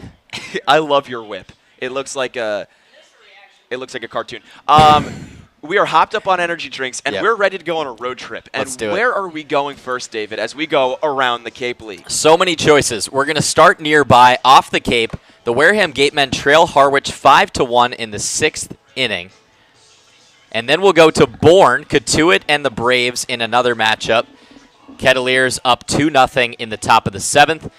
Chatham and Hyannis, first in the East, 5th in the West, tied 3-3 in the bottom of the 8th. And the last matchup way out East, 5-1 Orleans in the top of the 4th inning. Orleans up on YD. So that is around the Cape League featuring our graphic. Lovely graphic made by the one and only Haley Blitch, our very great social media coordinator. First pitch fastball is a strike over the outside part of the plate from Thomas Gerard to Tyler Gentry. So a lot of games across the Cape are toss-ups, much like this one. Low-scoring games all around the Cape. No team has more than 5 runs, and a lot of close ones. A couple ties, including this ball game, as here's a ground ball foul towards the Brewster dugout. 0-2 now the count to Gentry. And boy, David, I mean, that bottom of the 8th inning started off so promising and then just fell apart as quickly as it got together. We didn't really get to unpack it because we were getting ready for our trip around the Cape. Yeah, but we were loading up the car. Trei Cruz with a fly ball, and it was shallow right field. Deloach, I know he wants to score there. He's got to stay held up. And originally he was, as another ball misses outside. Then a long throw from Gentry, and out of the hand, I can see what Deloach was thinking. It looked like it was going to land in the backstop or by the Brewster broadcasters down on the third base side, but a nice stop by Auerbach. He caught the ball, and then it's just a foot race to home plate, and Auerbach was closer. 1-2, breaking ball lands on the outside corner. Tyler Gentry disagrees, but he's got no words for Ryan Damari as he'll just go back to the dugout, a strikeout victim. Out number 1 recorded by Gerard. He has retired the first 4 batters he has faced. And you're right, David. I mean, it was a risk taken by Zach Deloach, and maybe could have been a more calculated risk because it seemed like he just saw the ball sail and was like, all right, I'm there. Brent Auerbach, we know, has speed even for a catcher, was able to catch up to Deloach, and Zach was a dead duck. But the initial mistake probably was the fact that he didn't tag up right off the bat. Ball 1 runs outside to Hardman. Because, the right fielder Gentry, it was shallow, and he's got an arm. But at the same token, Zach maybe could have had a play, but at first contact, he thought it was going to land for a hit, and he was off the bag, so he didn't even give himself a chance. Yeah, just chaotic on the base paths, was it? 1-0 is a breaking ball that sits just a bit below the knees. Thomas Gerard with an extended look into home plate as he's confused where that one missed. 2-0 the count now to Hardman, who's 0 for 3. Open stance from the right-handed swinging Sooner. The pitch, up and in for ball 3. Another 3-ball count from Thomas Gerard. Not something we usually see. Not at all, and we've seen a couple now in his appearance here on this Saturday night. Didn't look as great in the 8th, still with that 1-2-3 inning. 3-0 pitch from Gerard. Green light for Hardman as he fouls one back. I like it. I like the green light. It's a tie ball game. One swing could end not end the game, but put Brewster on top for good. And he got a pitch right down the middle, so why not?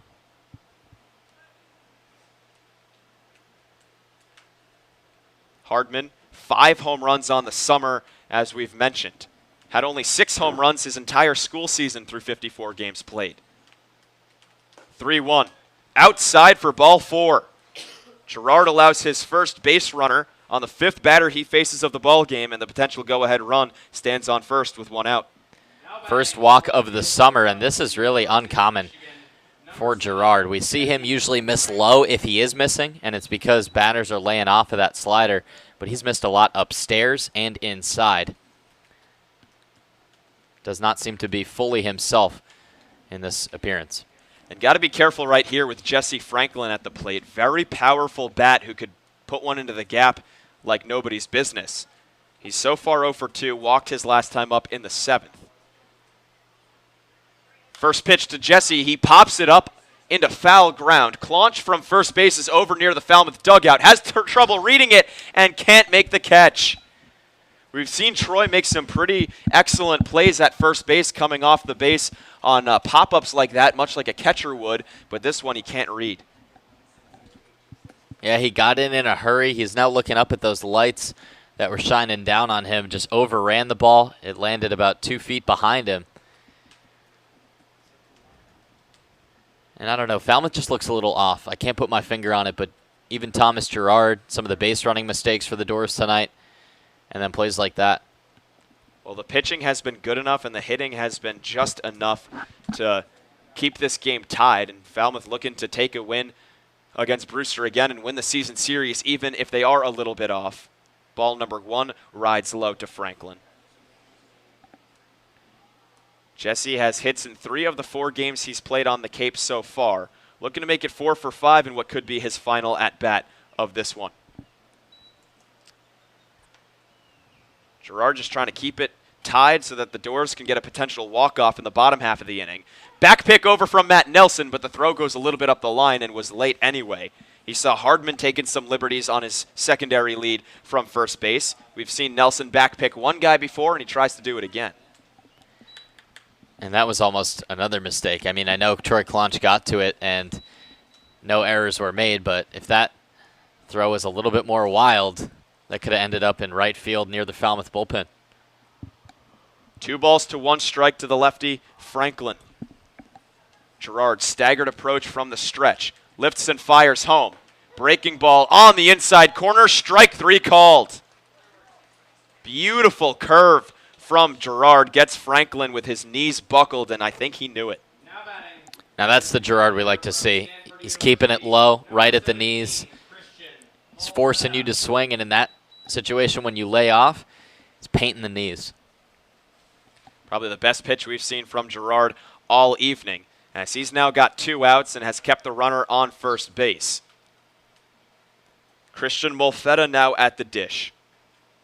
Reached base his last 2 times at the plate, but did not get on with hits as he watches a first pitch breaking ball at only 76 miles an hour come in for a strike.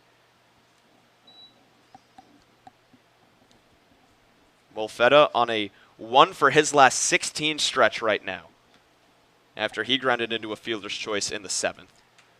Molfetta was the one batter that Gerard faced in the matchup on July 6th as well. Struck him out. Time called. It was a ball anyway from Gerard, as he took a little bit too much pause in delivering that pitch.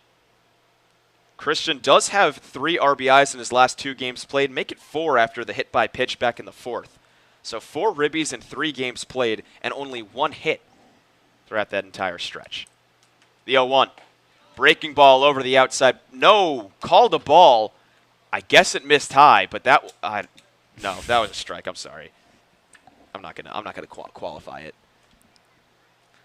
Missed calls happen. They happen. It looked like a good pitch from Girard. Maybe just came in a little bit too close to the letters.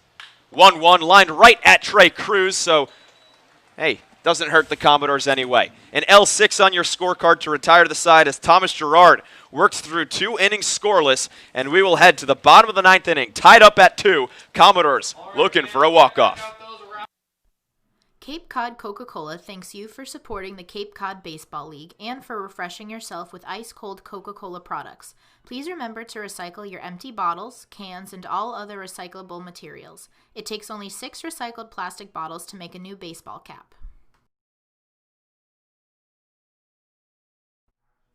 The Falmouth Commodores would like to thank Franklin Sports for their sponsorship of the Cape Cod Baseball League. Franklin is yet again proud to be the official batting glove of the Cape Cod Baseball League. Throughout the summer, all 10 Cape League teams are wearing their own custom team batting gloves, courtesy of Franklin Sports. To order your favorite team's design or to create your own, visit franklinsports.com/custom. Enter code CCBL20 for 20% off your purchase. From Cape Cod to the major leagues, only the best hitters in baseball wear Franklin gloves. Red Shirt Fridays is a national program created to acknowledge, honor, and support our troops who put themselves in harm's way to defend our freedom.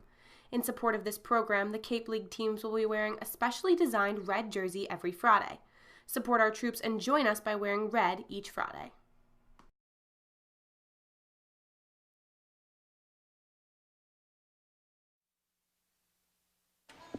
Home 9, 2-2 ball game at Gov Fuller Field. Commodores with Baron Radciff, Matheu Nelson, Steven Moretto coming up to the plate. We saw a walk-off home run from Taylor Smith just about a week ago here at the Gov, and these are the guys you want at the plate. Radciff with so much power competing in the home run derby in a couple of weeks. Moretto, 2 batters behind him, had the game-tying home run. Seeing if they can recreate that magic that they had against Harwich their last time. As ball number 1 flies outside to Radciff. Still Sean Fisher on the hill. He got through that first inning unscathed thanks to a little bit of luck. Got Zach Deloach to run the doors out of the inning after a line out from Troy Claunch into right field. Here's the 1-1 to Radciff, working quickly as Fisher and throwing a lot of strikes as he peppers the inside zone with that one. And that's something Fisher relies on. He pitches to contact. Only with 4 strikeouts entering this matchup, tries to force groundouts and flyouts as a ball misses just outside to Radciff. But that's the kind of trouble that he ran into in the 8th inning. He got tagged hard for a double. If he leaves one pitch to hit a little bit too juicy, this game could be over. The entire bullpen standing on that bench like they were with Smith's walk-off. And here's one torqued into right field, but that one is not far enough as Radciff got way under it. He's so confusing. He gets these freaking, nukes off the bat, and then it just dies out there. He just gets so far under it. Now batting the catcher from That's the second time I've done that with a Radciff hit. Right. Matheu Nelson. He throws the helmet on his leg as he walks back to the dugout. He really wanted to get a hold of that one and knew that he was maybe a couple inches or a half a second away from ending the game. Off the bat, I thought the same thing. It's just because it's such a loud sound. For me, it's the high-flying sail of it. When you get that much arc on the ball, like right off the bat, I mean, it's characteristic of a guy who has power and a lot of strength. So it happens a lot, even on pop-outs. But, when it happens on fly balls like that, you just look up and you're like, it's already 40 feet in the air. It's got to be going deep. But didn't have the carry that it needed. 2-0 now the count to Matheu Nelson. He's 0 for 3. Boy, would he like a hit. The pitch from Fisher, outside, ball 3.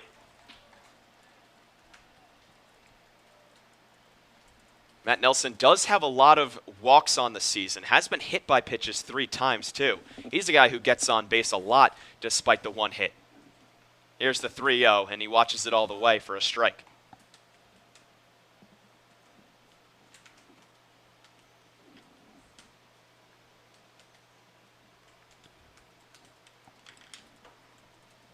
The pitch. Laid on it, and he fouls it away over towards that police parking lot. Fisher was a middle reliever at Maryland during his sophomore year from Parsonsburg, Maryland. He's been really solid this summer for the Whitecaps. Again, that sub-3 ERA nearly got rattled in the 8th, but got out of it. Here's the payoff pitch, and it is floated into right field. That one is going to stay up long enough for Gentry as it goes out a lot deeper than initially expected.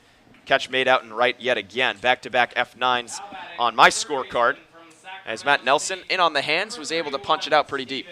3 straight now, too, as Gentry has been out and right, and he made that throw into the catcher, Brett Auerbach, to end the 8th inning. Again, remember, Zach Deloach was on third. He thought that it was going to drop off the bat of Trei Cruz, hung up in the air. He ran back to third to try to tag. Saw a high throw coming in from Gentry, but then was tagged out at home plate. Steven Moretto watches a breaking ball run too far inside. Last time Moretto was up, this entire crowd and the entire dugout got into it. He hit a game-tying home run. Lines up another pitch in a similar location as his previous AB, but he fouls it back. Steven now 2 for 3 on the ball game. That lone RBI coming on his long ball. 2 outs against the Doors with nobody on base here in the 9th. Here's the pitch. That one is driven out into left center field. That one is falling, and it is going to fall. Off the end of the bat, Moretto takes a huge turn around first base. He's going to go back in there. But he now has 3 hits in his last 3 at-bats, and he keeps the inning alive for the Doors. Number 8, Austin Masel. Great stuff for Moretto, who has his first 3-hit game of the summer. He's a guy who, as you mentioned, came in with single-digit hits and had just 1 game with 2 hits way back on Father's Day, June 16th. Austin Masel, the 9-hitter, is going to try to be the hero for the Commodores with the winning run on first base. First pitch to the Holy Cross Crusader is a curveball that nearly hits him. Masel does have a hit today. It was a ground ball past the shortstop Workman that went about up the middle. Back in the 3rd inning, his first at bat. The 1-0, Moretto is running. The throw down to second base. In time, they got him. Steven Moretto trying to steal second with 2 outs in the 9th inning in a tie ball game. Very risky, does not pay off for the Doors, as that will end the half inning. No runs on 1 hit, no errors, and nobody left on base in the bottom of the 9th. Free baseball as we head to the top of the 10th inning, all knotted up at 2. Baseball Factory, which has proudly supported the Cape League for 20-plus seasons, conducts baseball trainings, tournaments, and showcases at over 1,000 events nationwide, providing players with world-class instruction and help with college recruiting.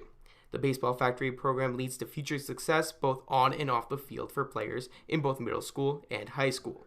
It's never too early to start. Learn more at baseballfactory.com. Curry College offers 14 NCAA Division III athletic teams in sports such as football, baseball, softball, basketball, hockey, soccer, lacrosse, tennis, cross country, and volleyball. Read about the success of the Curry Colonials and their championship teams. It's all online at www.curry.edu.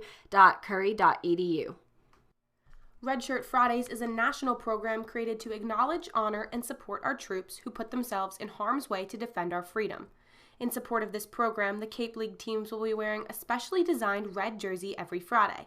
Support our troops and join us by wearing red each Friday.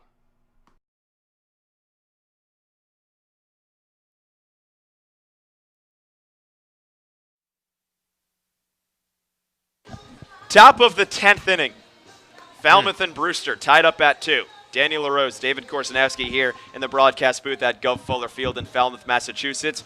We are staring a potential walk-off in back-to-back weeks at the Gov. This would be impressive if the Doors could pull it off, but first they need Gerard to continue to be Gerard. Yeah, it's in Gerard's hands right now to just get it back to the bats. He's got 9-1 and 2 due up, 9-1 and 2 due up for the Commodores in the bottom half of the inning. This is pretty exciting. Don't forget, Danny, the last time we were in a spot like this, we were talking about a possible tie. So this game, if it does end with this same score, or a tied score after 10, this will go down as a tie. Just with the power we've been seeing from Falmouth, it does not seem like a walk-off home run is out of the question. Foul back into the fence off the bat of Marcos Castanon. He's got some power as well. Had that 3-run home run, his only of the season here at Gov Fuller Field. And it was a moonshot. Thomas Girard now in his 3rd inning of work was 1-2-3 in the 8th. In the 9th, walked 1, but then worked the other 3 outs very easily. The 0-1 slider down in the dirt.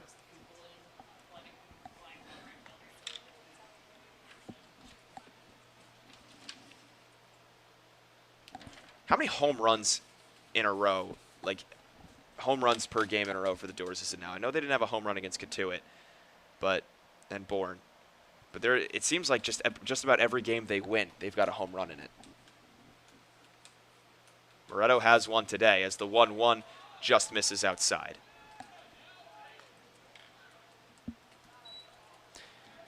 Yeah, that's been another sign for the Commodores. When that power has come, that's when they've been successful. And it's really been here as of late.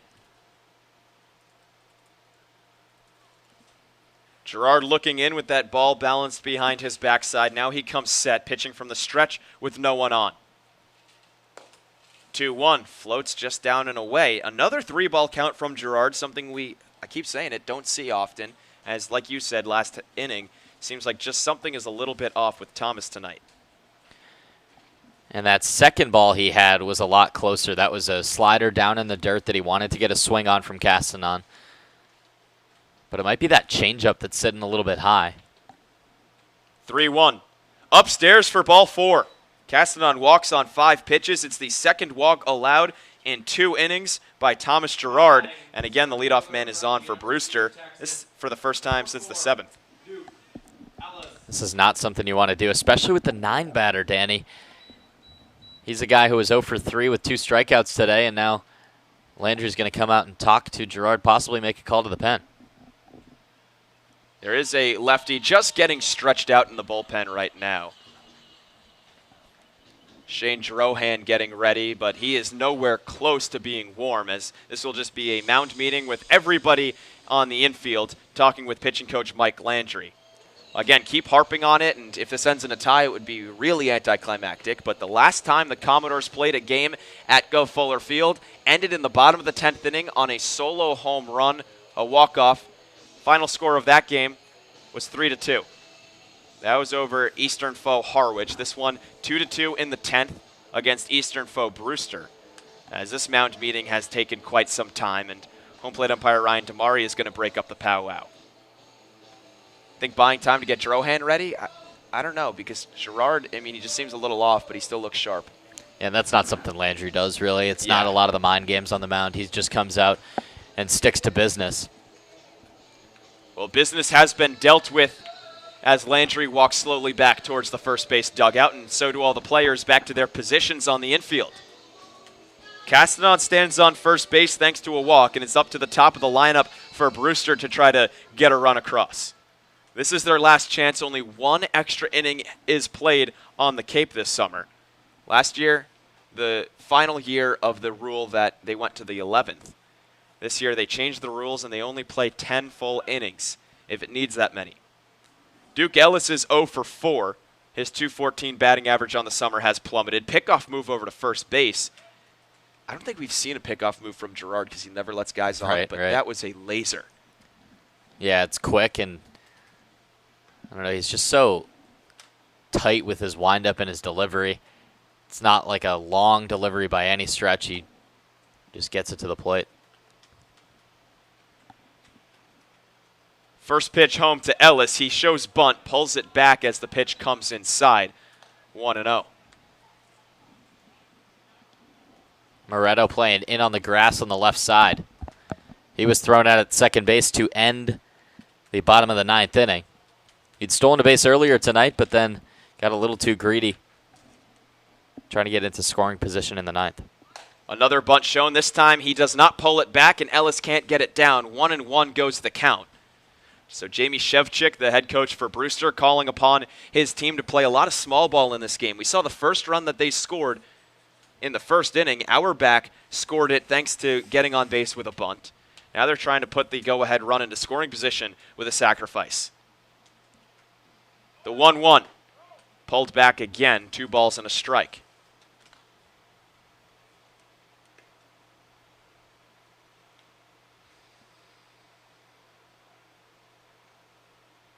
Brewster trying to get back to 500. They've got 3 outs to work with. Here's the pitch. Another ball up high. It's 3-1 as Girard just can't locate right now. Yeah, this is really uncommon. No walks, 5 strikeouts coming into this outing. He's already issued 2 free passes in danger of a third.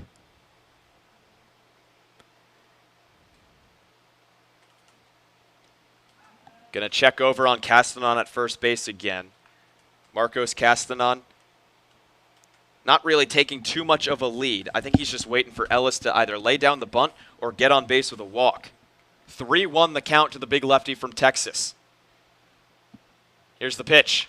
He gets it down, but it goes foul as Moretto will touch up to keep it that way. Count now full. I'm sure the bunt is off the table. Yeah, absolutely. And looking a little bit closer at Girard's statistics, he had been perfect so far this summer in his 3 innings of work. Had not allowed a base runner, had faced none over the minimum.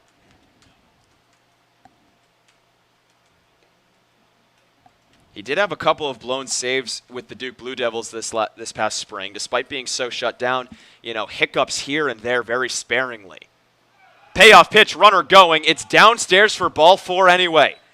Back-to-back runners reach base to lead off the inning thanks to walks, and Brewster is in business.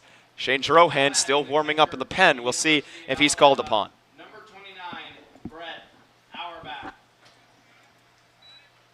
Coach is staying put in the dugout for the Doors. Auerbach comes up, and he's definitely going to be bunting here. If you move the runners over in scoring position, even if Auerbach gets out, you have 1 out and runners on second and third. Sac fly would score the leading run. Auerbach laid down a bunt his first time up, and he got a single out of it. That makes him 1 for 4. Runner on second is Castanon. Runner on first is Ellis. Nobody out here in the 10th in a tie ball game. We'll see if Brewster shows bunt. Moretto playing it on the grass. They do. He pops it up. It's behind home plate, but Nelson couldn't get there in time as that one died very quickly. So nearly a fatal mistake for Brewster, but they get away with 1. Auerbach knows that coming back in. Third base coach down the line giving the signs. That's Ken Derling. Moretto not playing too far in. He's still over near the third base bag because, again, what if it goes to the right side and he has to cover? 0-1. Sacrifice shown. It goes up the third base side. This one in no man's land. Moretto with a quick play. Throw on to first. They got him. Claunch stayed on the bag. Or, excuse me, Cantrelle stayed on the bag. Claunch was charging. What a play from Steven Moretto. That one was nearly a beautifully placed bunt for Auerbach. Nearly went 2 for 2 on bunts. But he does get the job done nonetheless. Yeah, even with the out, he still gets the job done, and that's pretty much a successful at-bat from the 2-hitter. If he gets on base, that's just an extra cushion, I guess, if you want to say it, because he's still got a runner on third base, whether he's on first or not, and less than 2 outs. Infield has been brought in. On a ground ball, they will be coming home to try to keep it scoreless. Fly ball should score a run. First pitch is outside for a ball. You know Girard is looking for strikeout right here. Yeah, he just hasn't been able to establish the zone enough to really be reliable for a strikeout right now. 20 balls, 19 strikes for Girard. Gage Workman has been a big strikeout guy this summer. 27 Ks with 1 of them coming tonight. He watches a fastball strike at the knees. 2 of them coming tonight, so he's up to 28 strikeouts on the summer.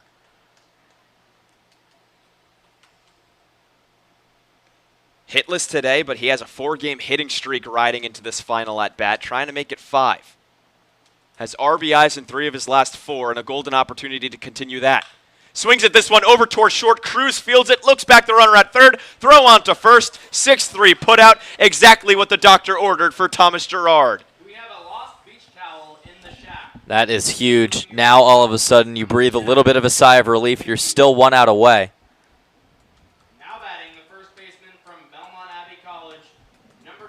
But Mason Dodd comes up to the plate, and he was the headache in those first 4 innings. 2 singles, 1 on a ground ball that slipped past Cantrelle, and 1 on a bloop fly ball out into left field. Mason Dodd has been effective for Brewster, as you mentioned. Just trying to be the hero. Righty-lefty matchup. Girard fires home. Great block by Nelson as that pitch, skipped in the dirt.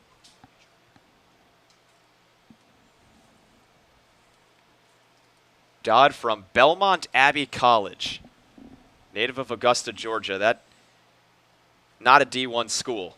Thomas Girard, meanwhile, plays for Duke. That's a team that went to a super regional. It would be incredible to see Dodd get the better of Girard.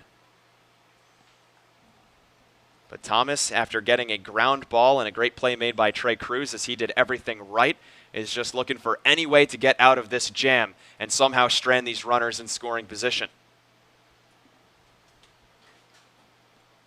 1-1 the count to the left-handed first baseman. Thomas comes set, pitching from the stretch. Here it comes. Just misses, not sure where, maybe a little bit high. Ball settled right down the middle. A lot of the Doors agree that they didn't like that call. Yeah, some of the bullpen were beside themselves on that call. And it was a big one, too. 2-1 in this situation is a lot different than 1-2. Oh, yeah. That just feels like miles apart. Here is the 2-1, and it misses outside for ball 3. 3 balls and a strike. First base is open. Man on deck is Tyler Gentry. So pick your poison. I know you're trying to avoid the walk here, but it's not the end of the world if you do. Gentry on deck, 1 for 4. And the leading run is on third, regardless of if first is occupied or not. This will be pitch 56 from Girard, by far his longest outing of the summer. Check swing, appeal down towards the second base umpire. No dice, says Rich Gaetani. It is another walk allowed by Thomas Girard. He's now let up 4 bases on balls, and the bases are loaded yet again. Number 28, Tyler Gentry.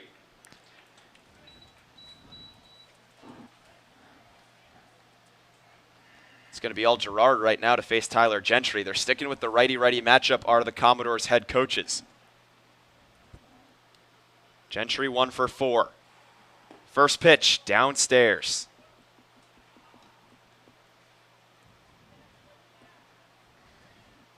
Infield playing their same depth, and here I think you try to go fastball inside, get them a little bit uncomfortable, and then you go to that slider to try to get a swing and 2 strikes. Give yourself some room for that punch-out pitch. Here's the 1-0. It is the slider on 1-0, but he gets it over the outside part of the plate anyway. 1-1 goes the count to Gentry. Gentry struck out against Thomas Girard to lead off the 9th inning. But Girard with more walks than Ks in this outing, which is the first time we've seen that all summer. Here's the pitch. Another one too far outside. I think the biggest problem with Girard in this outing was that fastball was missing high. Yeah. So the fact that he hasn't been able to establish the fastball means that he has to use this off speed a lot, and it can't find the zone as consistently. He's fallen behind yet another hitter, down 2-1. Looking in towards Nelson as Gentry just kind of shaking that bat, waiting for the pitch. Now he comes set. Comes home. Breaking ball that is clubbed out into left field. That's going to score a run, if not 2. Coming up, firing is Austin Masel. The play at the plate, not in time. It's a 2-run double off the bat of Tyler Gentry. Now there's a pickle as... Yeah, that's easy. Easy put out as Mason Dodd went too far off the second base bag. Couldn't get into third base in time, and the final out is made in between second and third, but the damage has been done. 2 runs come home on the inning for Brewster on only 1 hit, but 3 walks end up burning Thomas Girard and the Doors as they trail 4-2 entering the final half inning. We'll be right back on the Falmouth Commodores Baseball Network. The Falmouth Commodores would like to thank Franklin Sports for their sponsorship of the Cape Cod Baseball League. Franklin is yet again proud to be the official bat and glove of the Cape Cod Baseball League. Throughout the summer, all 10 Cape League teams are wearing their own custom team batting gloves, courtesy of Franklin Sports. To order your favorite team's design or to create your own, visit franklinsports.com/custom. Enter code CCBL20 for 20% off your purchase. From Cape Cod to the major leagues, only the best hitters in baseball wear Franklin gloves. Baseball Factory, which has proudly supported the Cape League for 20-plus seasons, conducts baseball trainings, tournaments, and showcases at over 1,000 events nationwide, providing players with world-class instruction and help with college recruiting. The Baseball Factory program leads to future success both on and off the field for players in both middle school and high school. It's never too early to start. Learn more at baseballfactory.com. The Colossal Lobster Rolls are back at the 99 restaurants. Visit today in Centerville, Falmouth, Mashpee, Wareham, or Yarmouth for the best value for lobster rolls on the Cape. The 99, proud sponsor of the Cape Cod Baseball League. Last chance for the Commodores in what has gone from a potential walk-off situation to just tie the game situation. They trail 4-2 in the bottom of the 10th inning, so the final half inning for the Doors no matter what. First pitch swinging is Austin Masel as he pokes one into left center field for a base hit. Masel gets things off to a great start. It rolls behind the left fielder and in towards the wall as backing it up was Duke Ellis, but an initial mistake made by Jesse Franklin. That's an E7, and Austin Masel on second base after only one pitch. Austin Masel's an all-star snub. There you go. I like it. I agree. Guy's batting .394 coming into the night and goes 2 for 4. He's been swinging a good bat, great approach. He was really frustrated when Moretto got thrown out at second base. He wanted a chance to possibly get on base, or an extra base hit could have scored the winning run. He was going to do that. Yeah, obviously. exactly. He has reached base now 3 times. As you mentioned, 2 hits. Also a drop third strike in the 7th inning. Has not scored a run yet, but he's just an on-base machine. Now it's Hayden Cantrelle, who's also an on-base machine, looking to continue his hot stretch that has cooled off a little bit tonight. Sporting an 0 for 3, did reach in the 3rd, but still hitless. He is the tying run at the plate against Fisher. First pitch to Cantrelle is taken outside. Batting from the right side for the first time all night.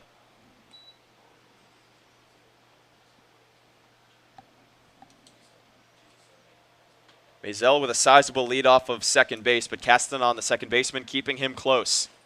Here's the 1-0. Outside for ball 2.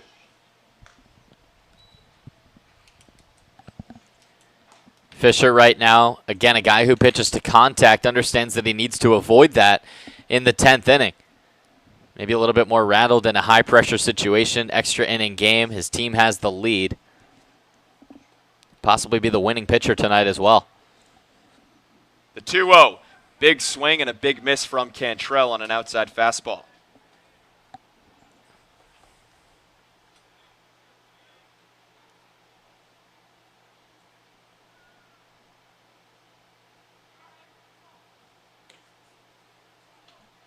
Two-one the count to the leadoff man for the Doors, batting .337 entering tonight. Lofts that one foul. Another good pitch, but he just couldn't line it up. 50-50 numbers have been called, so please head on over to the intern tent to claim your... Tough night for Cantrelle at the plate. He's only reached base once on a hit by pitch in the 3rd. Hasn't made a lot of hard contact either. We've seen some games where he's been held at bay, but has some loud outs. That's not the case tonight. 2-2 the count to Cantrelle. Masel is on second with nobody out. The pitch. Another foul ball on another great one, catching a lot of the zone. Hayden just off. Fisher's last outing, he went 2 1/3. So not unfamiliar territory from the lefty, who's now working in his 3rd full inning of work. Longest outing of the year in even 3 in a win against Hyannis back on June 17th. The 2-2, grounded over towards short. Mazel's going to try for third. He is going to get to third base, throw on to first, just in the nick of time. Doug Isham says yes, he got him at first base as Cantrelle nearly legged out a hit. He does advance Masel onto third base, so he's only 90 feet away, but there is one out.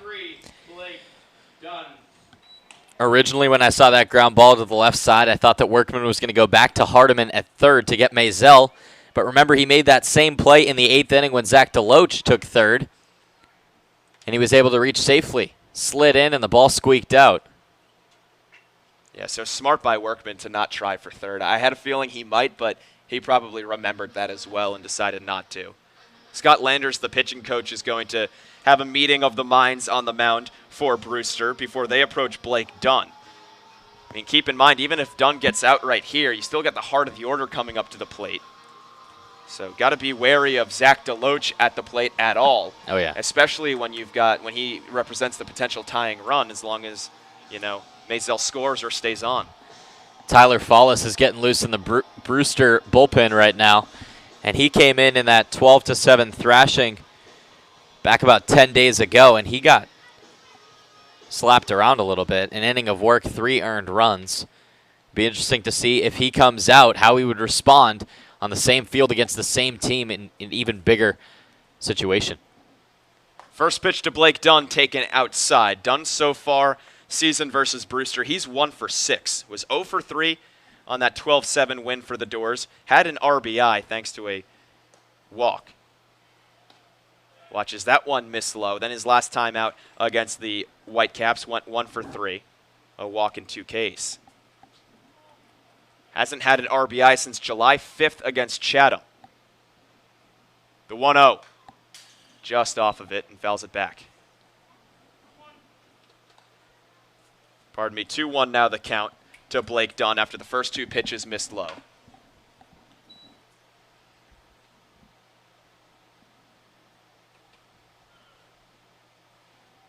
Here's the pitch. 3/4 swing, and it's fouled back into the fence. David, I heard that exhale, and it's got to be because that one looked like so juicy. I mean, it did look juicy when it came out of the hand. It actually was a little bit high and in. I think that's what Dunn might have had the same thought process at the plate as he kind of tried to hold up that swing.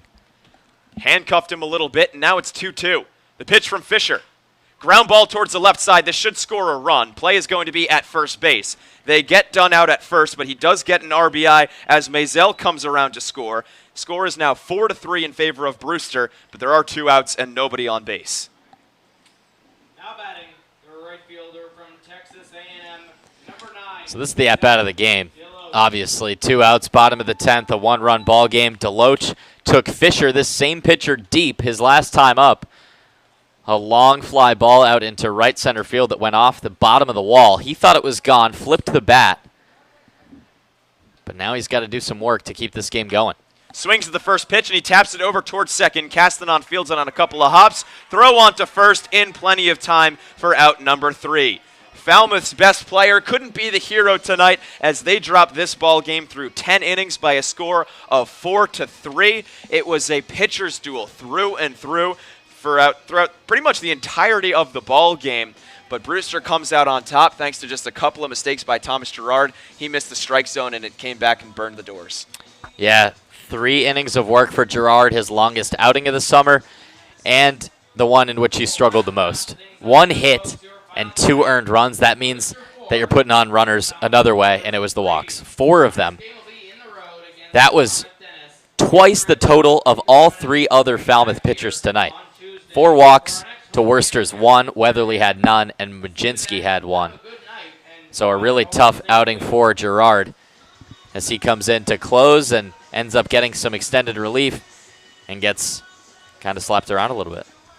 So Thomas Gerard gets the loss. Fisher gets the win after working out of that 10th inning, allowing only the 1 run. Let's talk about the starting pitchers because they really, determined the course of this game throughout the most part. Carmen Majinski for Falmouth, 5 innings strong, 4 hits, 2 runs, both of them earned, 1 walk, 7 strikeouts. Yet another no decision for Majinski, but pitches well enough to put the Doors in a position to win. Meanwhile, Shamblin does the same thing. No decision, but puts Brewster in a position to win. They ultimately do. He threw 6 innings of work, 3 hits, 1 earned run, 1 walk, 5 Ks. These 2 guys just went tit for tat the entire way, and I mean the box score shows it.